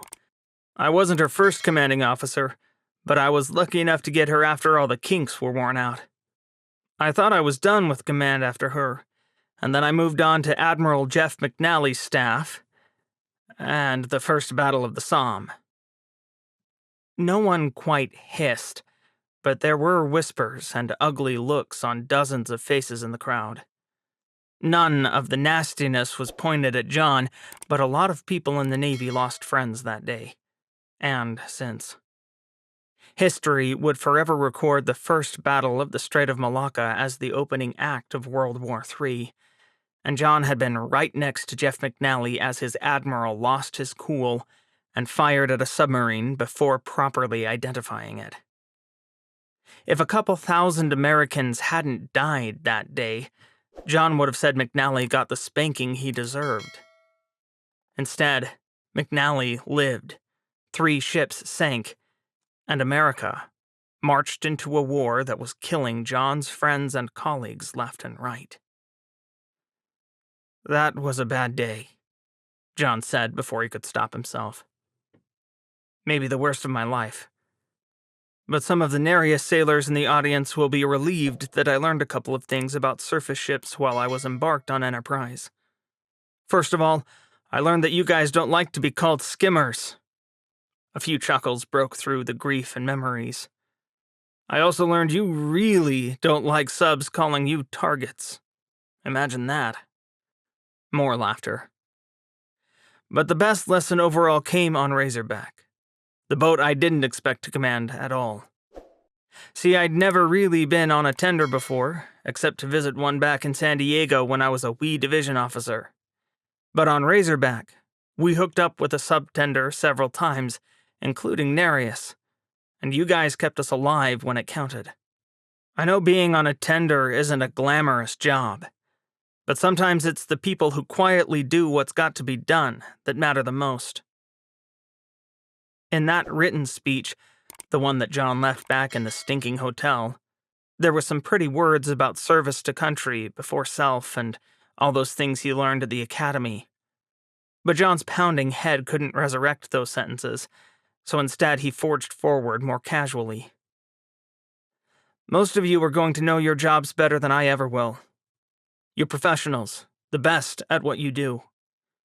I'm a pretty decent hand in an attack sub. This time the laughter was much louder. But this tender thing will be new for me. I'll need you all to show me the way. In return, I'll do my best to keep this big lady both busy and floating. Doing our jobs might sometimes take us to ugly places, but from what Captain Shapiro here has told me, none of you are the type to skirt your duty. Damn it, there was something else he wanted to say, but it felt just out of reach for his foggy brain. John was never going near adult beverages and Admiral Rodriguez at the same time again. I'm honored to come to Nereus, and doubly so to replace so fine a captain. Admiral Rodriguez stood up. Thank you, Captain Dalton. Ladies and gentlemen, please rise for the reading of the orders. Attention to orders. To Captain John Dalton, from Commander Submarine Forces Pacific Fleet. Assume duties as Commanding Officer USS Nereus, AS-43, on 11 October 2039. He turned to Shapiro. Captain Shapiro, are you ready to be relieved of command? She nodded once, sharply. I am ready to be relieved, sir. John turned and snapped off his sharpest salute. I relieve you, ma'am. I stand relieved. Shapiro returned the salute. Admiral Rodriguez smiled. Ladies and gentlemen, I give you Captain John Dalton, Commanding Officer USS Nereus. John remembered preening as the official party departed when he took command of Zero. His change of command ceremony for Razorback had been much more rushed, and the man he was relieving much less dignified about it. But his hangover-addled brain seemed to think that it had done its one job, and now it was done for the day. Thankfully, the ceremony for Nereus was an interesting mix of wartime streamlining and peacetime tradition, which made it hours shorter than it might have been. Yet he was still expected to press flesh, shake hands, and make friends with all and sundry afterward. John was used to being good at that, but today he needed Janet running interference. You owe me, big boy, she muttered in his ear with a smile. I've already talked 3 reporters into leaving you alone. I'll pay you back, he made a face. Somehow. When do you get underway? Tomorrow? Janet sighed. I suppose the 11 days we've gotten were the most we could expect at war. She shook herself. I'm needed back in the plant anyway. Those next-gen torpedoes won't design or test themselves. Something after the Mark 84? John asked, fascination overriding the hangover. Not if they keep exploding in our tubes. We've got 3 different designs at Lazark, and I hear Pulsar's working on 1 or 2 also, but nothing yet. Pity. Less pity that you won't need them, at least from where I'm sitting, she replied. We do have over-the-side torpedo tubes, but I think I'll have to be pretty desperate to try them instead of depth charges, John chuckled.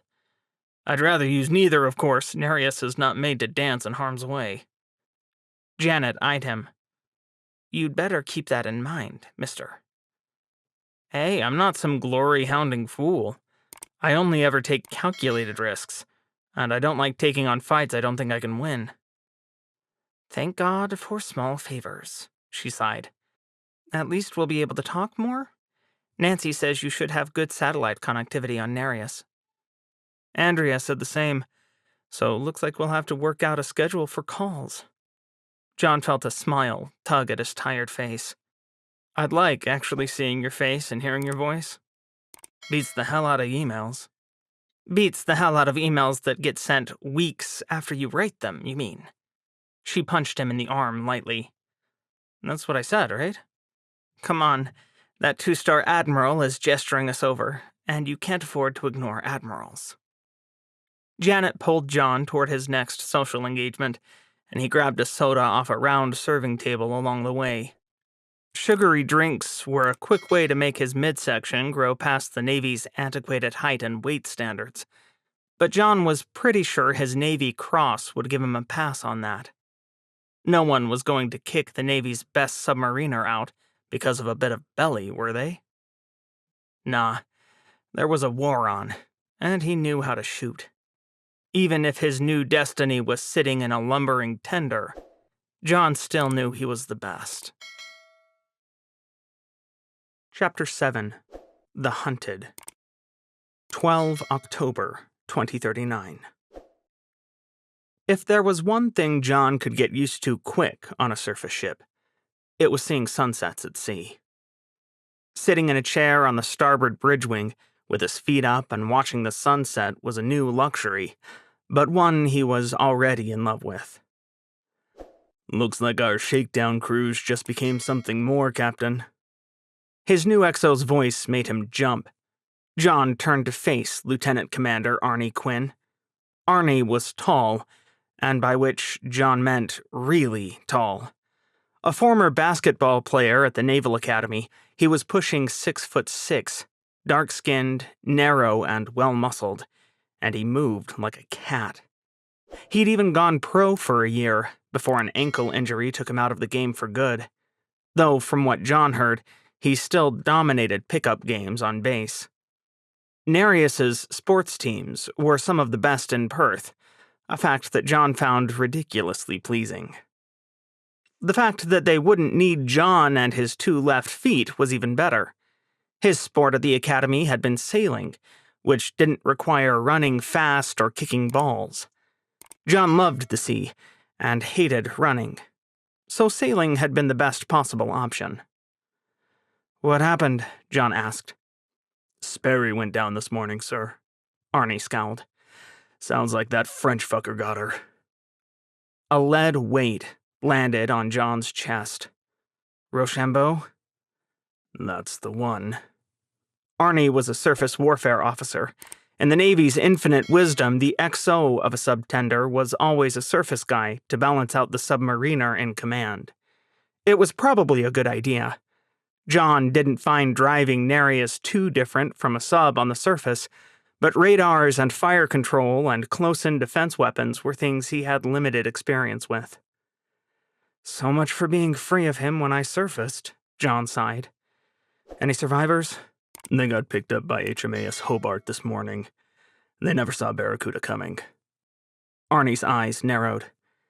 "Asshole tweeted about it, though." "I still can't understand the depth of ego required to do that." John shook his head. "And it's not that I lack ambition, but tweeting about sinking the enemy is a great way to send a posse of enemies on a hunt for you." "Pity it hasn't worked on him." "Got a copy of the tweet?" John gestured to the tablet in Arnie's hand. "Yes, sir." Captain Jules Rochambeau, at Jules Rochambeau. "At the U.S. Navy should guard your submarine tenders better, particularly when they have national assets alongside. Are you missing a ballistic missile submarine? Hashtag Barracuda. Hashtag Sperry. Hashtag Columbia. Hashtag SSBN. Hashtag War." John noticed the hashtags and swore. "You didn't mention Columbia. Is there a sub-sunk buoy in message traffic?" "No, sir." Arnie gulped. "I thought he was just trying to goad us." "Maybe he is, but in my experience, that rat bastard usually doesn't have to lie." Arnie blinked. "Is there anything we can do?" "Not if he sank Sperry with Columbia alongside." "Shit." John ran a hand through his thinning hair. Catching a tender with a boomer alongside would be a hell of a prize. And if Sperry went down fast enough that Columbia couldn't get away... He swallowed, picturing what would happen if a massive subtender like Nereus rolled over on a submarine. There'd be no hope for the boat, not if they had any open hatches, which they would if they were taking on weapons or stores. Was Columbia out here? John could shoot a message off to Admiral Rodriguez, who should know. But Uncle Marco would have seen the tweet too. In fact, he probably got it faster than Nereus, since land internet was a lot faster than the slow satellites they shared out here. John's chest was tight. The job of ballistic missile submarines was to remain in stealth until and unless their missiles were needed. Everyone hoped they would never be, which meant no one, even other American submarines, knew where they were hiding. Columbia was the lead ship of her class, only 4 years old, and probably the quietest submarine ever made. Sailors joked that the best way to find a Columbia-class boat was to look for where the water was silent, instead of trying to filter her ambient sounds out from the ocean life around her. John had exercised against Columbia when in command of Razorback, and the jokes weren't wrong. The only way he'd ever caught the missile boat was when she was on her way to the surface or submerging. Otherwise, that boat was as quiet as a grave. Ouch. That was a bad analogy. "What would you like to do, Captain?" Arnie asked. His face was tight. Did he expect John, the best living Alliance submariner, to want to run toward a fight? The thought almost made John laugh. How ridiculous would he look, trying to run to the rescue in his gargantuan tender with her max speed of 25 knots. He was lucky she could go that fast. Past subtenders made do with speeds of 5 knots less in a following current. Keep our eyes peeled and sonar manned. If we find survivors, we pick them up. Not much else we can do from here, is there? John replied. No, sir, not really. Arnie had the grace to look ashamed. You said our shakedown cruise got cut short? What's the mission now? Christmas Island. We're scheduled to rendezvous with HMS Ajax along the way and give her a torpedo reload at sea. That will be complex. It was hairy when I got one from you folks on Razorback, John grimaced. Made me swear never to do it again. Can we at least find the lee of some island or another?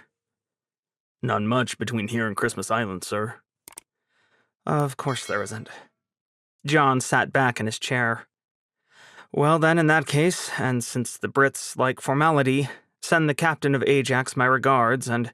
Captain, sonar is reporting a submerged contact at medium range. The officer of the deck leaned into the bridge wing to report. Lieutenant Junior Grade Lisa Cunningham was young, freckled, and had hair shorter than John's, but she seemed pretty sharp. No classification yet. CIC recommends streaming the tail. Stream the tail, John ordered, and then thought about it for a moment. But keep it at a short stay. I don't want to go flinging depth charges around if it's out a mile behind us. Stream the tail to a short stay, aye. Cunningham disappeared back into the bridge. Nereus's tail, or tactical towed sonar array, was similar to the one he'd had on Razorback, albeit longer. The Tactus, informally called the tail, was a mile of hydrophones that a ship or submarine could trail behind it to extend their passive sonar listening envelope. In a ship's case, it also dipped those hydrophones deeper into a submarine's operating environment, getting them clear of the ship's own noises, such as engine sounds, propellers turning, and miscellaneous equipment noises, so the sonar team could create a better contact picture. By their very nature, submarines could see the underwater sonar landscape better than a surface ship. While a ship sailed on the sea, a submarine was in it. John had taken ruthless advantage of that fact dozens of times while an attack submarine commander, but now he found himself on the other foot. He was not enjoying the experience. What are you thinking, Captain? Arnie's eyes were a little wide, and John remembered that Nereus hadn't seen much combat under Shapiro. Their first defense had always been to run away. I'm thinking that the best defense is sometimes a good offense, John shrugged. Unless that's a diesel boat out there, or unless it's a friendly, we don't have much chance in a race. Every enemy SSN is faster than we are, and so are their torpedoes. I know. I was chasing them 2 weeks ago. He made himself sit back in his chair and think. So we have to play it smart. Find them first and then fling depth charges at them to make them think about staying alive instead of killing us. Arnie gulped. Does that work, sir? It worked on me. Hopping out of his chair, John strode into the bridge, expecting the buzz of activity that he would have encountered on Razorback. But Nereus's bridge was still quiet, with only the officer of the deck talking to the Combat Information Center over the centerline intercom. Right. CIC was in a compartment aft of the bridge. Surface ships split up navigation and tactical operations, though John didn't quite understand why. Maybe it was because it got so damned dark out at night? Submarines tried to avoid running on the surface in the dark. For one, it was an easy way to get run over by a ship that didn't see you, and two, subs were more efficient in every way when submerged. Surface ships, on the other hand, didn't exactly get to pick. John made a face. XO, let's set battle... Crap, what do you guys call it? General quarters, Captain. Yet another thing that was different for no reason. John sucked in a deep breath. Set general quarters. Set general quarters, aye. Boats? Arnie turned to the bosun's mate of the watch, who immediately grabbed the handset for the 1MC, or General Announcing System, as the donging of the general alarm filled the air. General quarters, all hands, man your battle stations. The route of travel is forward and up to starboard, down and aft to port. Set material condition zebra throughout the ship. Reason for General Quarters, potential enemy submarine contact. John ignored the repetition of the words and avoided a rushing sailor to slip over to Arnie's side. How do you usually swing this? He asked. You stay on the bridge and I cover CIC? The whites in Arnie's eyes seemed to glow in the darkening bridge. Yes, sir. Then you've got the bridge. I'll be back aft. John matched actions to words and headed to CIC, glad that it was only 2 compartments aft of the bridge. When he entered the space, an immediate feeling of familiarity swept through him. The ship's bridge was almost an alien environment. It was nothing like the narrow confines of a submarine's sail, which they called the bridge, or the control room on Razorback. But CIC, the Combat Information Center, felt almost like control. Consoles framed the room, full of radar, electronic warfare, weapons control, and sonar displays. Seated sailors wore headsets while they focused on their screens, watching for the enemy. The only difference was the lights, which were blue on Nereus. Submarines kept their lights white or red. What was with the blue? John decided that now was not the time to ask. At least he had fought in a CIC environment before. The flag bridge on Enterprise had looked much like this. Squaring his shoulders, he slipped between 2 sailors and the chart table to reach the captain's chair at the front of the space. Nereus's CIC watch officer, or SICWO, looked up at him. Good evening, sir. Still prosecuting the potential submerged contact, likely bearing 091 at 15 nautical miles. Thank you. John slipped into the chair, eyeing the officer to his right. That seat should belong to his operations officer, but Lieutenant Castro was on medical leave.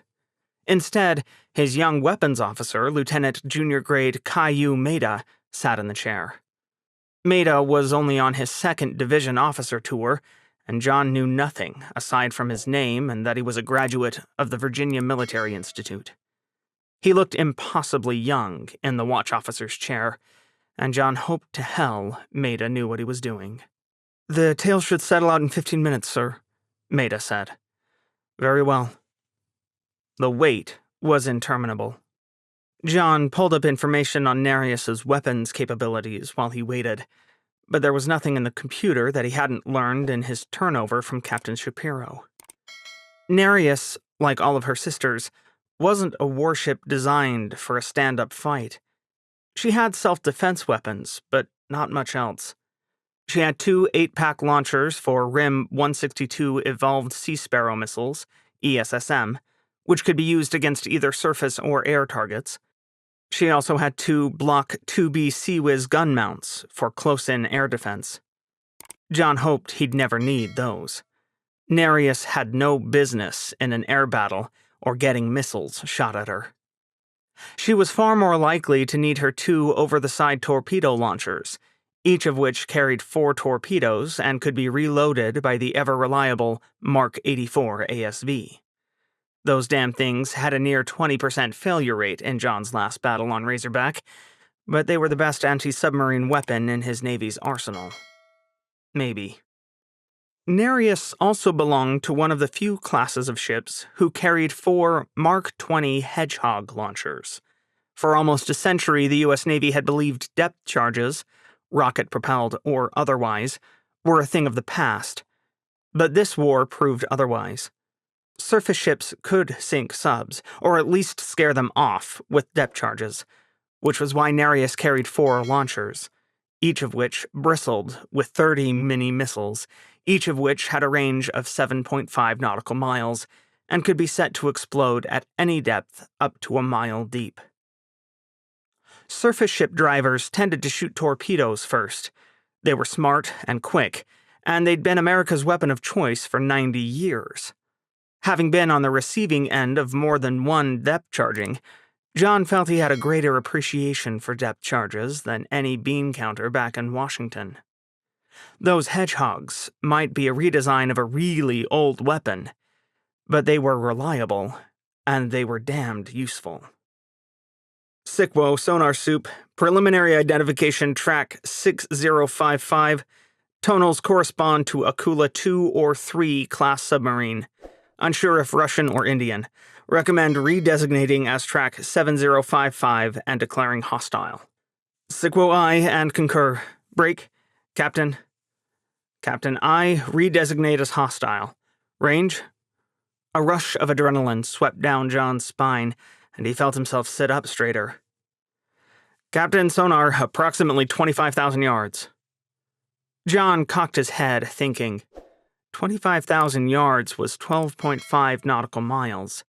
That was well within the range for a Mark 84 ASV torpedo. Maybe his initial thoughts had been wrong. Do you have a strong enough sonar contact for a firing solution? John asked. Negative, sir. Holding this guy on passive is hard. John gritted his teeth, glancing at Maida. And the moment we go active, he knows everything about us, right down to our underwear size. Maida blinked. I know active sonar works both ways, sir, but it isn't that bad, is it? Whoops, if I was that Akula, I'd be praying we'd go active. John scowled at his own display for a moment. Come on, take a walk with me. Maida looked at him like he'd grown a second head right out of his ass, but John was the captain, so he followed when John took him over to the sonar corner. Fortunately, Chief Asher, the sonar supervisor, seemed much less surprised to see them. Crappy sonar conditions, Chief? John asked. How'd you guess, Captain? Chief Asher was a sonar technician, surface, but he looked a lot like every sonar tech John ever worked with. He had a Twizzler in one hand and a grease pencil in the other, and his glasses were thick due to too much time staring at the screen. John shrugged. If they were better, that Akula would have shot us already. Instead, he's creeping up close to make sure we're worth the effort. Worth the effort? Maida's frown made him look like a high school student. Everyone's in a pinch over torpedoes. No one's got enough, even the enemy. The Indians are less put out than the Russians, but this Akula could be either one. The Russians build them and sell them to India, and now they've sent India the plans and tech reps to build them too, John replied. No submariner wants to pop a torpedo into a civilian ship when they might find a warship right over the horizon and then be out of torps. Don't they just want to sink ships? We generally want to sink the right ships, John said. But sonar's the only eyes we have. Unless this guy gets dumb enough to pop his scope up and take a look around, then we'll get him on radar and he's toast. Chief Asher grinned. How do you want to bag him, sir?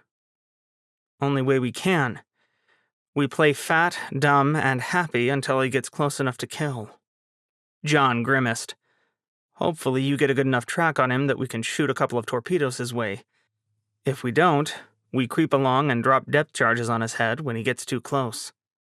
The Hedgehog has a third of our torpedoes range, Captain, Maida whispered, pasty-faced. Welcome to the big leagues, Whoops. John made himself smile. Surface ships weren't his game, but he knew what to do with combat. And John had a pretty good idea what the enemy submarine captain was thinking, because that had been him less than 2 weeks earlier. Would his guesses be right? There was only one way to find out. Chapter 8. Turning the Tables. Letting an enemy get close had never been John's favorite tactic, mostly because it took the initiative out of his hands and put it right where he didn't want it, the enemy's. However, today his choices were limited, so he would take the best option out of a load of bad ones. Back on Razorback, John had always been the hunter. Not once had he let an enemy creep up on him. But on Nereus, it seemed he had to play a different game. Scowling, he slumped in his captain's chair and watched time tick by and the Akula creep closer. Even with the tail out, Nereus's track on the Akula was not very strong. They could see the enemy, but shooting a torpedo that way could be wasteful, particularly if John pickled off 2 like he wanted to. How many Mark 84s do we have on board, Webs? He asked Maida, mostly to keep the kid thinking. His weapons officer wasn't a bad officer, but this was his first wartime deployment as a junior department head, and it showed. On a warship like Razorback, the weapons officer was a full lieutenant, sometimes a lieutenant commander. But here on Nereus, where Weps's main job was to arm up visiting submarines, the billet belonged to a lieutenant junior grade on his second sea tour. Maida served as an engineer on an amphibious warship during his first tour, and while he had a few exciting stories about dropping Marines off to fight over underwater stations, it wasn't exactly the same. Particularly not when Maida experienced that excitement while staring at a screen in the engineering plant. John managed not to sigh as Maida pulled up numbers on his computer. That was the kind of metric any good weapons officer had memorized, but he had to give the kid a chance. Maida had reported on board just 2 weeks before John, and the officer he replaced left just 3 days earlier. Maida was so new that John was surprised he knew which ammunition lockers stored which weapons. Maybe he didn't know. John didn't intend to ask. 87, sir. John frowned. Including those in the launchers? Oh, no, sir. Those are the ones we have in stock for replenishments. Maida chewed his lip. We could use them in our own over-the-side launchers, I suppose. I'm not sure we have an underway reloading procedure, but... He trailed off when John held up a hand. No need. That answers my question. Scratching an ear, John stared at the big screen plot and weighed his options. The only good news was how the Akula continued to close the range. The enemy sub was now 8 nautical miles away and still gaining on Nereus, helped by the subtender's slight decrease in speed. John hadn't wanted to make it obvious that he wanted to be caught, but continuing on at 18 knots would have made the chase take all night, and he really wanted to get some sleep. He glanced at the clock. It was almost 2200, or 10 at night to a civilian in their time zone. John was dead tired, and that damned Akula still wasn't in range. John wasn't a numbers wizard, but 9 knots of overtake made for pretty simple math. The Akula maintained a hair above her best silent speed of 23 knots, probably assuming a subtender wasn't listening too closely. Nereus had slowed to 15 knots, as slow as John dared to better make himself look like a bumbling idiot, thus giving the enemy that precious 9 knots of speed to catch up to him. The range crept down with all the grace of a slow faucet leak. 4 hours after detecting the enemy submarine, they were still 8 miles apart. Captain Sonar, positive ID on track 7055. Tonals match and Akula 3 across the board. Contact is Indian, sir. John smashed the foot pedal to activate his headset microphone a little too hard in excitement. It was nice to finally get some news. Captain I. Now, if only they'd stumble into depth charge range. Sir, we're inside their torpedo range. Maida gripped a rag in his hands, twisting it back and forth. Doesn't matter if they carry Test 83s or Black Sharks. Either way, they can shoot us from here. Caillou, they could have shot us 5 miles ago. John felt more relaxed now that action was imminent. Much like us, the Indians don't like shooting from outside 10,000 yards. Too much inaccuracy in modern torpedoes. Maida frowned. I thought modern torpedoes were smart. They're smarter than the ones used in World War II, sure, but they're still pretty dumb if you can't guide them in. And the Test 83 has proven less dependable than most. There's a reason why we fear Jules Rochambeau more than Avani Patel. Surface ship drivers have to fear all of them, sir. John chuckled. Noted. But this guy is cautious. He wants his kill. Maybe we're his first, or maybe he just doesn't want to waste torpedoes. Either way, it's going to doom him. What if he gets a shot off? Then the XO drives Nereus until the screws fall off, or the torpedo hits. John knew that the first time getting shot at was the worst, and at least this wasn't an air battle. Those terrified him more than any number of torpedoes. Start warming up your hedgehogs, please. Warm up the hedgehog's eye? How big of a salvo size do you want, Captain? full spread along his bearing, and then 2 more, each offset 15 degrees to port and starboard, 30 seconds later. Web's eye. Maida sounded more confident now that he had work to do. Maybe John had misjudged him. Or he'd have to hold his hand through the entire engagement. Ah well, not the first time. Speaking of people who had done less than overwhelm him with their competence, John grabbed a phone and called the bridge. Lieutenant Commander Arnie Quinn picked up on the first ring. XO. Arnie, it's the captain. Our customer's almost in range, so it's about time to drop some depth charges on his head. Prep the bridge watch team to run like mad if he throws a torpedo at us, and make sure you have the noisemakers ready. I can say from experience that noisemakers work as well as, if not better than, maneuvering against the Test 83 torpedo. Sir, are you sure that suckering this Akula in is the right thing to do? We subtenders, well, we don't do that, Arnie replied.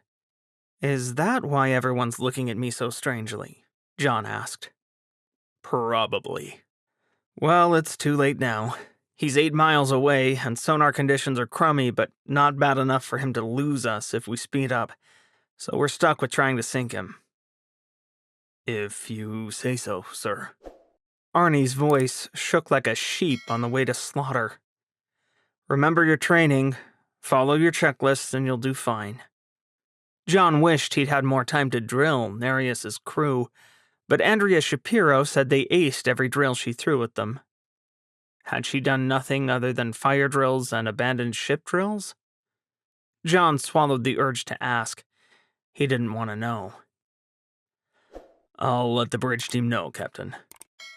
Arnie sounded a touch more confident, but John wasn't about to write home in joy. Not yet. Thank you, he said, and hung up. Then he grabbed the microphone for the general announcing system from its cradle on his right. He had to give it to surface ships. They made good use of all their extra space by having well-laid-out consoles with everything useful in easy reach. John cleared his throat. Evening, Nereus. This is the captain. As you know, we've been playing possum and waiting for an enemy submarine to get close enough for us to kill it. Well, our patience has paid off. This Indian Akula is almost close enough for us to depth charge into oblivion. Now, I know some of you, like me, are submariners. You might have experienced depth charging before and wanted to wish it on your worst enemy. Today's the day.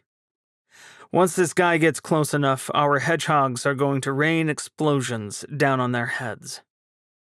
I know this is new for some of you, but we've all trained for this. Keep your heads about you. Trust each other. You're in the best navy in the world and on the best damn ship you could hope for. We'll get through it together. Dalton out. John snuck a glance at Maida, who wore a slight smile after that speech and resisted the urge to preen. He was decent at pre-battle speeches, as he should be. John had a lot of practice. Sickwo, sonar soup. The Akula has dipped below the layer, but I still have a slight track on him. Range now 7.5 nautical miles. Watch Officer I, Maida replied, and then twisted to look at John. Ready, sir? John contemplated letting the Akula get a little closer to shorten the range between the enemy boat and his ship so that he could send more salvos of depth charges at him in case the first ones missed. Yet Nereus was an untried ship with a nervous crew. Best he play it smart. Fis is green, John announced, turning the firing key to his right from red to green, which released control of Nereus's weapons. Weapons officer, you have batteries released on the pre-briefed firing plan. Weps aye. Maida's voice went high, but his hands were steady as he hit the buttons. Full spread of hedgehogs launching in 3, 2, 1, launch.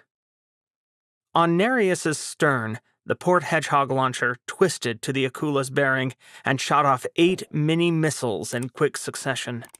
8 rocket-propelled depth charges made for a full spread, while each hedgehog could be loaded with up to 48 depth charges at one time. That meant they didn't need to be reloaded until after 6 spreads were launched. Nereus had 4 Hedgehog launchers. She hadn't been designed with any, but war had a tendency to change technology quickly. Detractors claimed that reverting to depth charges was like rewriting ancient history, but as a submariner, John could testify to their deadliness. He didn't care that the United States stopped building depth charges early in the Cold War. Their enemies hadn't, and the Indians and Russians both used them with devastating effectiveness in the early days of the war. He might never know how many friends he lost to depth charges, only that dozens of American submarines had been felled by them. Now it was his turn. The 8 miniature missiles arched into the sky, sailing through the air at nearly Mach 1. They entered the water a little more than 7 miles astern of the submarine tender, sank to their pre-programmed depth, and exploded in a circular-shaped pattern.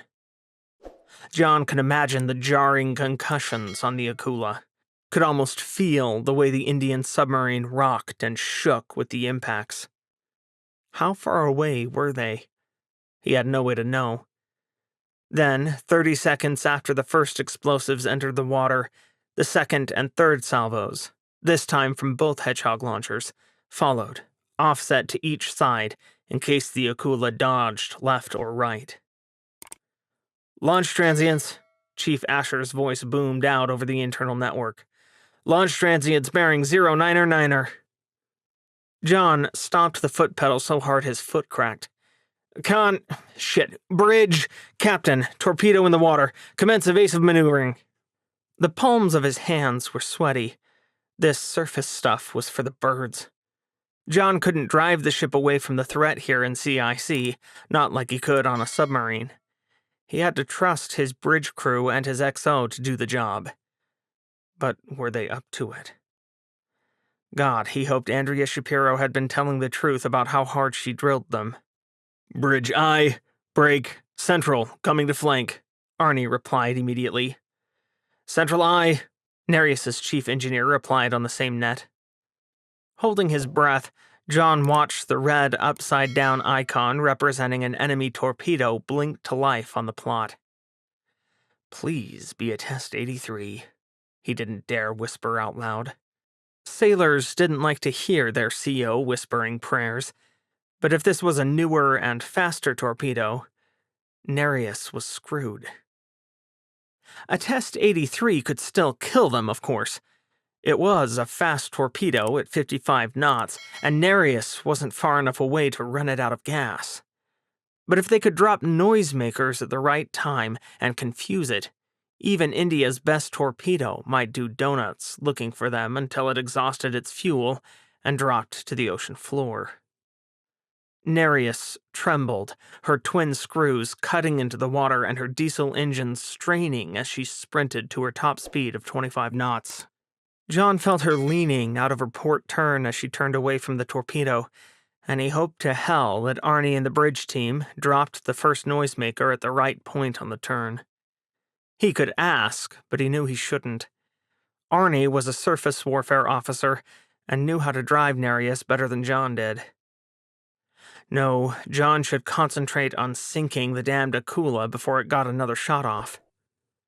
One torpedo was a snapshot. That was the fish any sane sub-CO kept ready in a tube, the one set to fire at any enemy who attacked unexpectedly. The fact that more torpedoes weren't incoming meant the Akula hadn't been ready to kill Nereus, at least not yet. But that Indian CO had just gotten a lot more motivated, so it was time for John to do him or her in first. "Sonar Captain, any further launches?" "Negative, torpedo bear 010, range 14,000 yards and closing at 55 knots. "Captain I, any breakup noises on the Akula?" The silence was too long. John twisted in his seat to look back toward the trio of sonar stations, where Chief Asher was now hunched over one of his operators, whispering furiously. Immediately, his heart sank. He knew what had happened. He'd seen it from rookie sonar operators on Razorback at the war's start, too. Once a torpedo entered the water, every available sonar tech put their ears on that contact and forgot the true danger, the sub that shot at them. After all, a single torpedo could only kill them once. That Akula carried 40 such opportunities to sink Nereus. Captain, sonar, negative breakup noises. Track 7055 moving from right to left, new bearing 114. Estimated depth? John asked. Uncertain, likely deeper than our depth gauges. Punch it in, Weps. One pattern on the bearing at 500 feet, then two more with a 15-degree offset to either side, set for 2,000 feet, John ordered. 2,000, sir? Maida's eyes went wide. Isn't that the test depth for an Akula 3? It's where I'd go if I was him. Something in John's voice made Maida's nod grow firm. Hedgehog patterns programmed, Captain. Hit it. Maida's finger stabbed down on the touchscreen. Fourth salvo away. Then, 30 seconds later, just as Nereus leaned out of her next turn, he added, Salvos 5 and 6 launched. Very well. John took a deep breath and returned his attention to the torpedo icon on the screen. With its 30 knots of overtake, that torpedo would hit them in less than 13 minutes if they couldn't outfox it. Damn. Quick math told John that plus the time the torpedo had already been in the water was just less than the Test 83's runtime of 14 minutes, 10 seconds at its max speed. He'd have to do this the hard way and evade. Granted, if the Indian CO was clever and had kept the torpedo on the wire, he or she could slow it down to get more time in the water, but that was unlikely.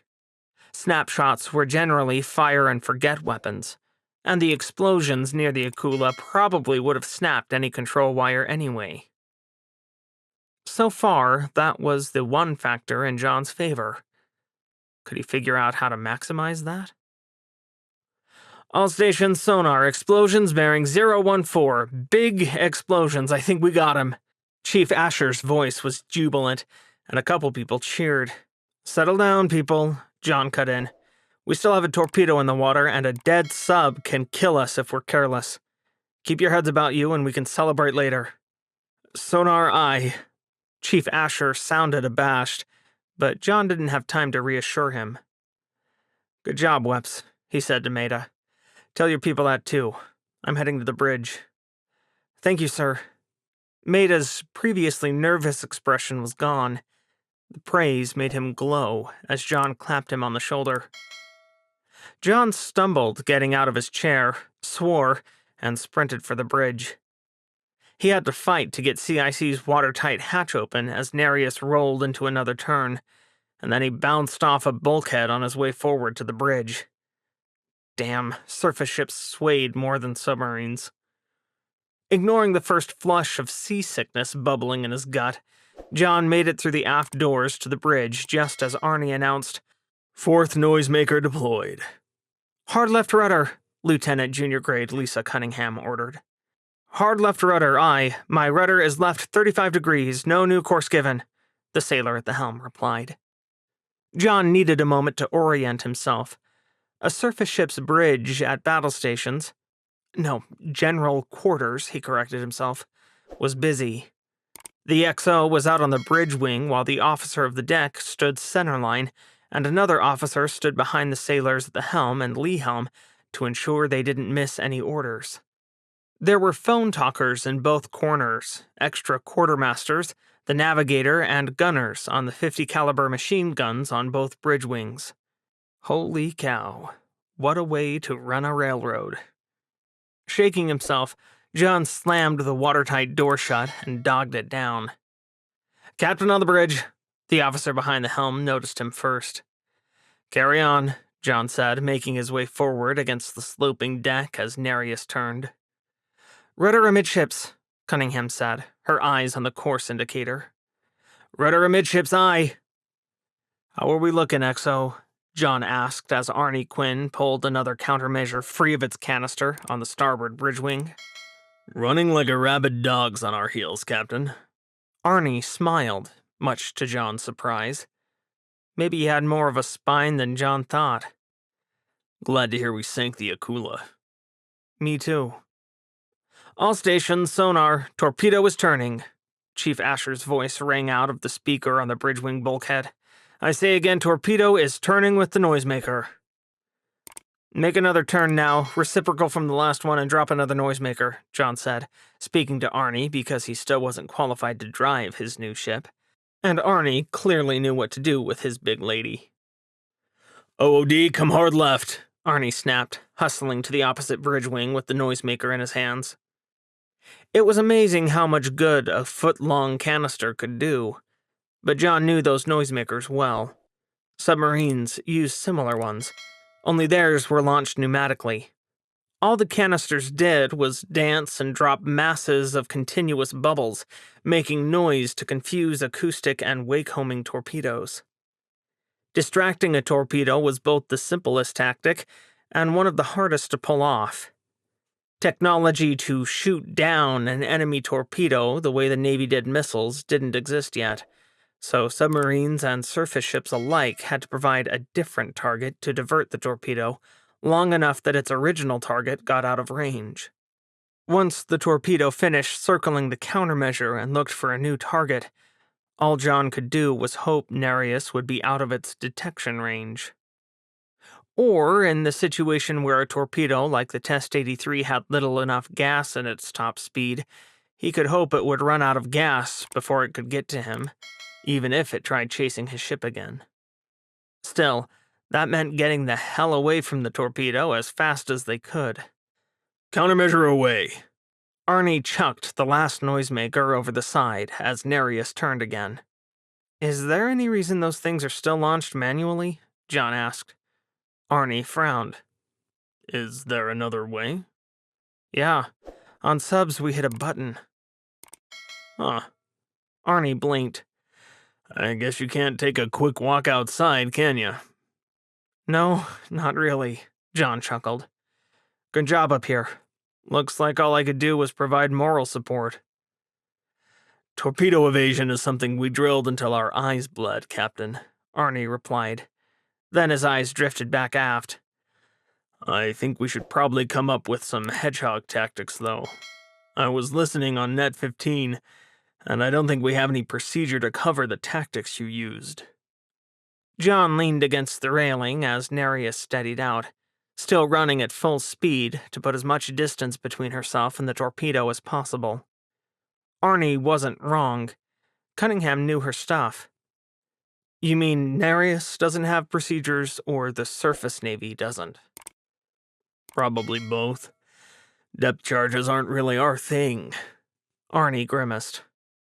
My last ship was a destroyer, and we never touched the things. Sounds like we need to call the Aussies up and take notes. They're good at it. John rubbed his neck. So are the Indians, but obviously I'm not asking them. Arnie barked out a laugh. No, sir. Let's not. Speaking of the Indians, we should loop around and see if there are any survivors off that Akula once the torpedo dies, John said. Come again? If you hit the roof right before the water comes in, your people have a chance, John grimaced. We watched a lot of video recordings from sunken subs before we started realizing that was the only way to get anyone off. If you know it's going to hit, do an emergency blow. You'll still lose your boat, but some of your crew might still get off. You want to pick them up after they almost killed us? Arnie stared at John like he was speaking another language. Maybe he was. John shrugged. Someone should, and we're the only ones nearby. Besides, making them POWs means the Indians don't pop them in another boat so they can take another shot at us. Huh. I suppose I can get behind that, sir. Chapter 9. Unexpected Guests. Running the Indian torpedo out of gas took another 10 minutes. John waited 5 after that, just to make sure he wasn't sailing his shiny new ship into a death trap. Then he looped Nereus around, posting extra lookouts, and approaching the Akula's last known position at 15 knots. John had never enjoyed watching the VDR, or video data recorder footage uploaded to the sub-sunk buoy by a sinking submarine, but there were lessons learned to be found there. So he always steeled himself and did it anyway, encouraging his senior officers on Razorback to do it too. He knew some captains thought it was bad luck, but watching the mistakes others made taught John how to stay alive. It had also showed him the one way to survive if his boat got hit, which was the method he'd described to Arnie earlier. By luck, skill, or the grace of God, he'd never needed to use that knowledge. But it still rattled around his skull now that he was on a surface ship. So did the fact that many subs automatically launching life rafts got hung up or straight up destroyed in the explosions that sank the boats. Today, that meant he knew to look for people bobbing in the water instead of bright orange life rafts. "You sure anyone could get off, sir?" Lieutenant Junior Grade Maida asked, standing to John's right with a pair of binoculars. They leaned over the starboard bridge wing together, searching the horizon now that Maida had been relieved in CIC. The weapons officer had volunteered to help, his confidence clearly buoyed by their success sinking the Akula. His newfound self-assurance made John smile, even if the question didn't. "I'm not prepared to discount the possibility until we check," he replied. "Every mariner knows our worst enemy is the sea itself. And now that we've dumped them into the water, we have a moral obligation to pick them up if we can." "I just mean that we launched the last spreads at the Akula's test depth, sir. There was no way they could get to the surface fast enough from there." "Yeah, but we don't know which spread got them, Weps. If it was the 500-footer, they could have lived." John grimaced. "Worst case, all we waste is some time." "And gas, sir." "Right," John chuckled. "I'm not used to tracking that." One of the advantages to being a nuclear submariner was never having to refuel the reactor, at least not in a conventional way. During his turnover, John had been horrified upon learning Nereus measured fuel consumption in gallons per mile instead of the other way around. And reassurances from Andrea Shapiro that it was normal for surface ships did nothing to make him feel better. However, Nereus carried what John felt was an ungodly amount of fuel in her tanks. Over 400,000 gallons of diesel fuel, maritime. So John figured if he burned a few hundred gallons looking for stranded sailors, he would be fine. Besides, without life rafts or other flotation devices, John knew sailors wouldn't last long in the water. Maybe not even long enough for Nereus to reach them. But John had to try. The minutes marched by with aching slowness. John and his team continued scanning the horizon, with every spare set of eyes looking for the Akula's survivors. Then, just as John started to lose hope, a sailor on the port bridge wing shouted, "There! I see a life raft!" John rushed to the opposite bridge wing with Maida and the officer of the deck on his heels, training his binoculars on the bearing the young sailor indicated. It took him seconds to pick up the orange life raft bobbing in the sea. Orange was a common color for life rafts. The Indian Navy used rafts with a dark orange bottom and a lighter orange top, while the U.S. Navy used ones with a black bottom and orange top. But they were both visible against the vast blueness of the ocean. What John didn't expect was how small the life raft was. It looked about a third of the size of the ones he was used to. Squinting, he looked at the water around the raft. "Are those people in the water?" he asked. Maida chewed his lip. "I think so, sir." John grabbed his radio. "XO, Captain. Stand by for recovery operations, port side." XO copies.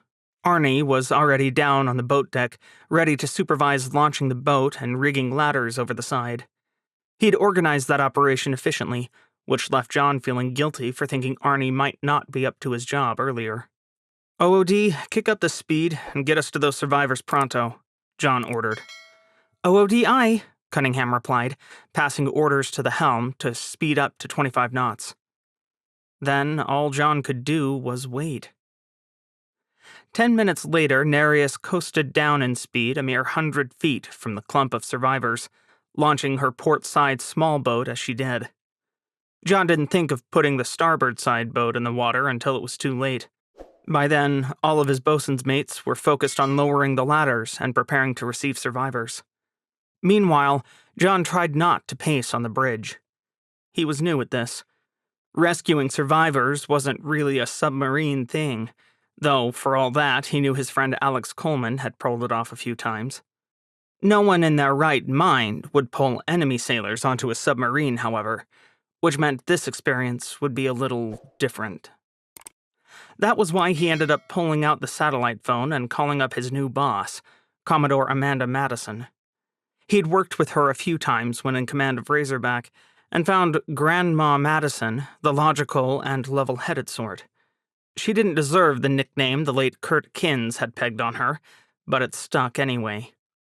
Things like that happened in the subforce. Fortunately, her yeoman answered on the second ring and put John through right away. "John?" Madison's voice was scratchy but audible, probably the best connection John could expect from 1,000 miles away and a satellite connection. Luckily, the Indians hadn't started shooting down satellites in this part of the world. Really, no one had tried that tactic yet. John wondered which side would start first. Or was this war too civilized? "Afternoon, Commodore. Sorry for the unexpected call, but Nereus just had a little mix-up with an Indian Akula." "Holy Jesus," her voice cracked. "How many did you get off?" "Say again?" "Obviously you survived. How many crew did you lose?" Madison asked. "Bad luck that one came after you on your first underway." John laughed. "I'm sorry I wasn't clear. We sank the Akula. I'm calling you because I'm about to pick up their survivors, and although my XO pulled up the SOP for this, I'd like to know where you want me to take them." Silence came from the other end. "Commodore? Did I lose you?" "Damn it, John! Don't scare me like that. Next time, lead with you sinking the Akula." "My apologies." John felt himself flush. "I'm used to the inference being me talking means that we survived the encounter." Madison laughed. "Yes, you're still an attack boat jockey at heart. Neat trick sinking an Akula with a tender. I'm sure Admiral Rodriguez will crow about you, and we'll throw another medal at you for it, too." "Ma'am, it's the living part I like." John had never been accused of an excess of modesty, and he didn't mind getting medals. Every one of them helped on his route to earning his own stars, and his own squadron, like Commodore Madison commanded. But he wasn't egotistical enough to ignore the fact that sinking the enemy in wartime was his job. "Then be careful with those survivors. You never know when one of them might get frisky and decide they don't want to be a POW. I've got a brig and intend to use it if any get rowdy. My weapons officer is working on the security watch bill now, too." "Excellent." Madison took a deep breath. "As for where to take them, Christmas Island is a good bet. You're headed that direction anyway, and we can fly them anywhere from there." "Where do we keep prisoners of war these days?" "Need to know, Captain," she replied. "Christmas Island, aye, ma'am." John wasn't bothered by the rebuff. Sometimes the Navy decided he didn't need to know things, and that was okay with him. Peering over the side, he watched as Nereus's small boat, a 14-passenger RHIB, or rigid-hulled inflatable boat, collected survivors out of the water. Those who could swim well enough were climbing the ladders hanging down Nereus's side, while the boat aimed for those further out. The life raft would be left for last, John imagined. The sailors in there were safest. "Good job on the Akula, John. I look forward to reading about it in your report." He chuckled. "And here I thought I was free of patrol reports when I turned over Razorback." "Good try, but no." "I'll get right on it, Commodore." John managed to keep his grimace out of his tone. Without Pat to help, he knew his patrol reports would be messy, late, and shorter than his boss wanted. Organization remained his one great weakness, the thing he couldn't conquer without help. Was Arnie up to the task? John wasn't sure. He'd have to ask. "I'm late to a meeting. Take care, John. You too, Commodore. John hung up and swung his attention to the rescue efforts. Arnie had it well in hand, but he was the captain of Nereus, so this was his problem too. Pulling the Indian survivors out of the water took an hour, after which Nereus retrieved their life raft. John thought the intel weenies might want to look at it, stowed her own boat, and set course for Christmas Island. Standing watch over the 37 prisoners would stretch Nereus's large crew thin for the weeks underway, but John had little choice. He couldn't risk allowing the Indians to roam his ship, even if he felt a bit of kindred pity for them. His compassion did extend, however, to meeting with the senior Indian face to face. The captain of INS Chakra had not survived, and the navigator, Lieutenant Samantaka Kulkarni, was the senior surviving officer. 2 armed masters-at-arms escorted him up to John's cabin 3 hours after their recovery, and John met him at the door, extending his hand. "I'm sorry to meet you this way, Lieutenant," he said. Kulkarni was a slender man, taller than John by at least 3 or 4 inches, with jet-black hair and squinting dark eyes. Had he lost glasses in the sinking? John wouldn't ask. "Thank you for rescuing us, Captain Dalton," Kulkarni said in accented but good English. "Please, come in." John gestured Kulkarni toward a chair, which the Indian officer took with a tired sigh. "I regret that so few of your crew survived." Kulkarni nodded tightly. "We were fortunate to get as many off as we did. Your depth charge pattern was well targeted." John grimaced, not liking a compliment for the first time in his life. Was he supposed to gloat? Smile? How did someone answer that? Saying thank you felt rude. He cleared his throat and poured water for both of them. "My doctor has seen all your people. I understand there were no major injuries?" he asked instead. "Yes, thank you." Kulkarni hesitated. "May I ask what our fate will be?" "We're heading to Christmas Island. You'll fly out of there within a few days, I suppose." John shrugged. "That's not really my department." "I understand. I'm sure you've all been briefed by my XO already, but you'll all be confined to our troop berthing space for now." John was grateful that Nereus had space for embarked Marines, but no Marines to sleep in there. It gave him a secure place to put the prisoners, who were far too numerous for his small brig. "Your meals will be delivered there." "Your first officer made that clear, sir." Kulkarni straightened. "We will not cooperate with questioning, you understand." "Lieutenant, I'm a submarine captain commanding a tender. I'm not an intelligence officer and would have no idea what to ask even if I wanted to." John shrugged. "I can't make promises for once you reach Christmas Island, but so long as your people abide by the restrictions we've put forth, you'll be treated as guests. Guests who are prisoners." "Lieutenant, I'm not sure what you're hoping for here, but you will do your duty and I will do mine. We are each officers of navies in conflict," John replied. "I honestly don't know what else you can expect here." Kulkarni's shoulders slumped. "You are correct, sir. I apologize. I am not accustomed to this." "Neither am I." John smiled crookedly. "We'll just have to make the best of it. That said, I would like to invite your surviving officers to dinner in the wardroom tonight." "We'd be honored to accept." Kulkarni hid his grimace well, John thought. He almost managed to look pleased. Dinner was awkward. In hindsight, John wished he hadn't extended the invitation, but he'd felt it was the correct, if old-world, thing to do. The 6 surviving Indian officers had been stiff and uncomfortable, which led to his people acting the same way. It was an experience he didn't care to repeat, so John left the prisoners in troop berthing after that. He experienced a vague worry or two that Kulkarni might try something stupid, but the young lieutenant kept his mouth shut and his people in line, which was the best John could ask for under the circumstances.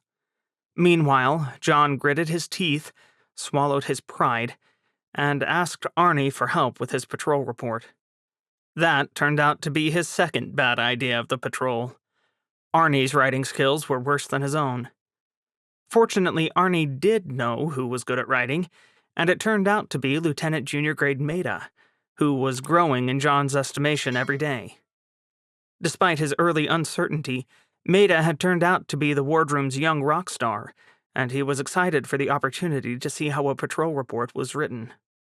Maida would go far. John made a mental note to ask one of his surface warfare friends, like Nancy Coleman or Julio Rosario, how to best shepherd the young man's career along. Upon taking command of Nereus, John hadn't realized how much about the surface navy he needed to learn. But now he buckled down to figure it all out. In the interim, however, he had prisoners to deliver to Christmas Island and submarines to repair.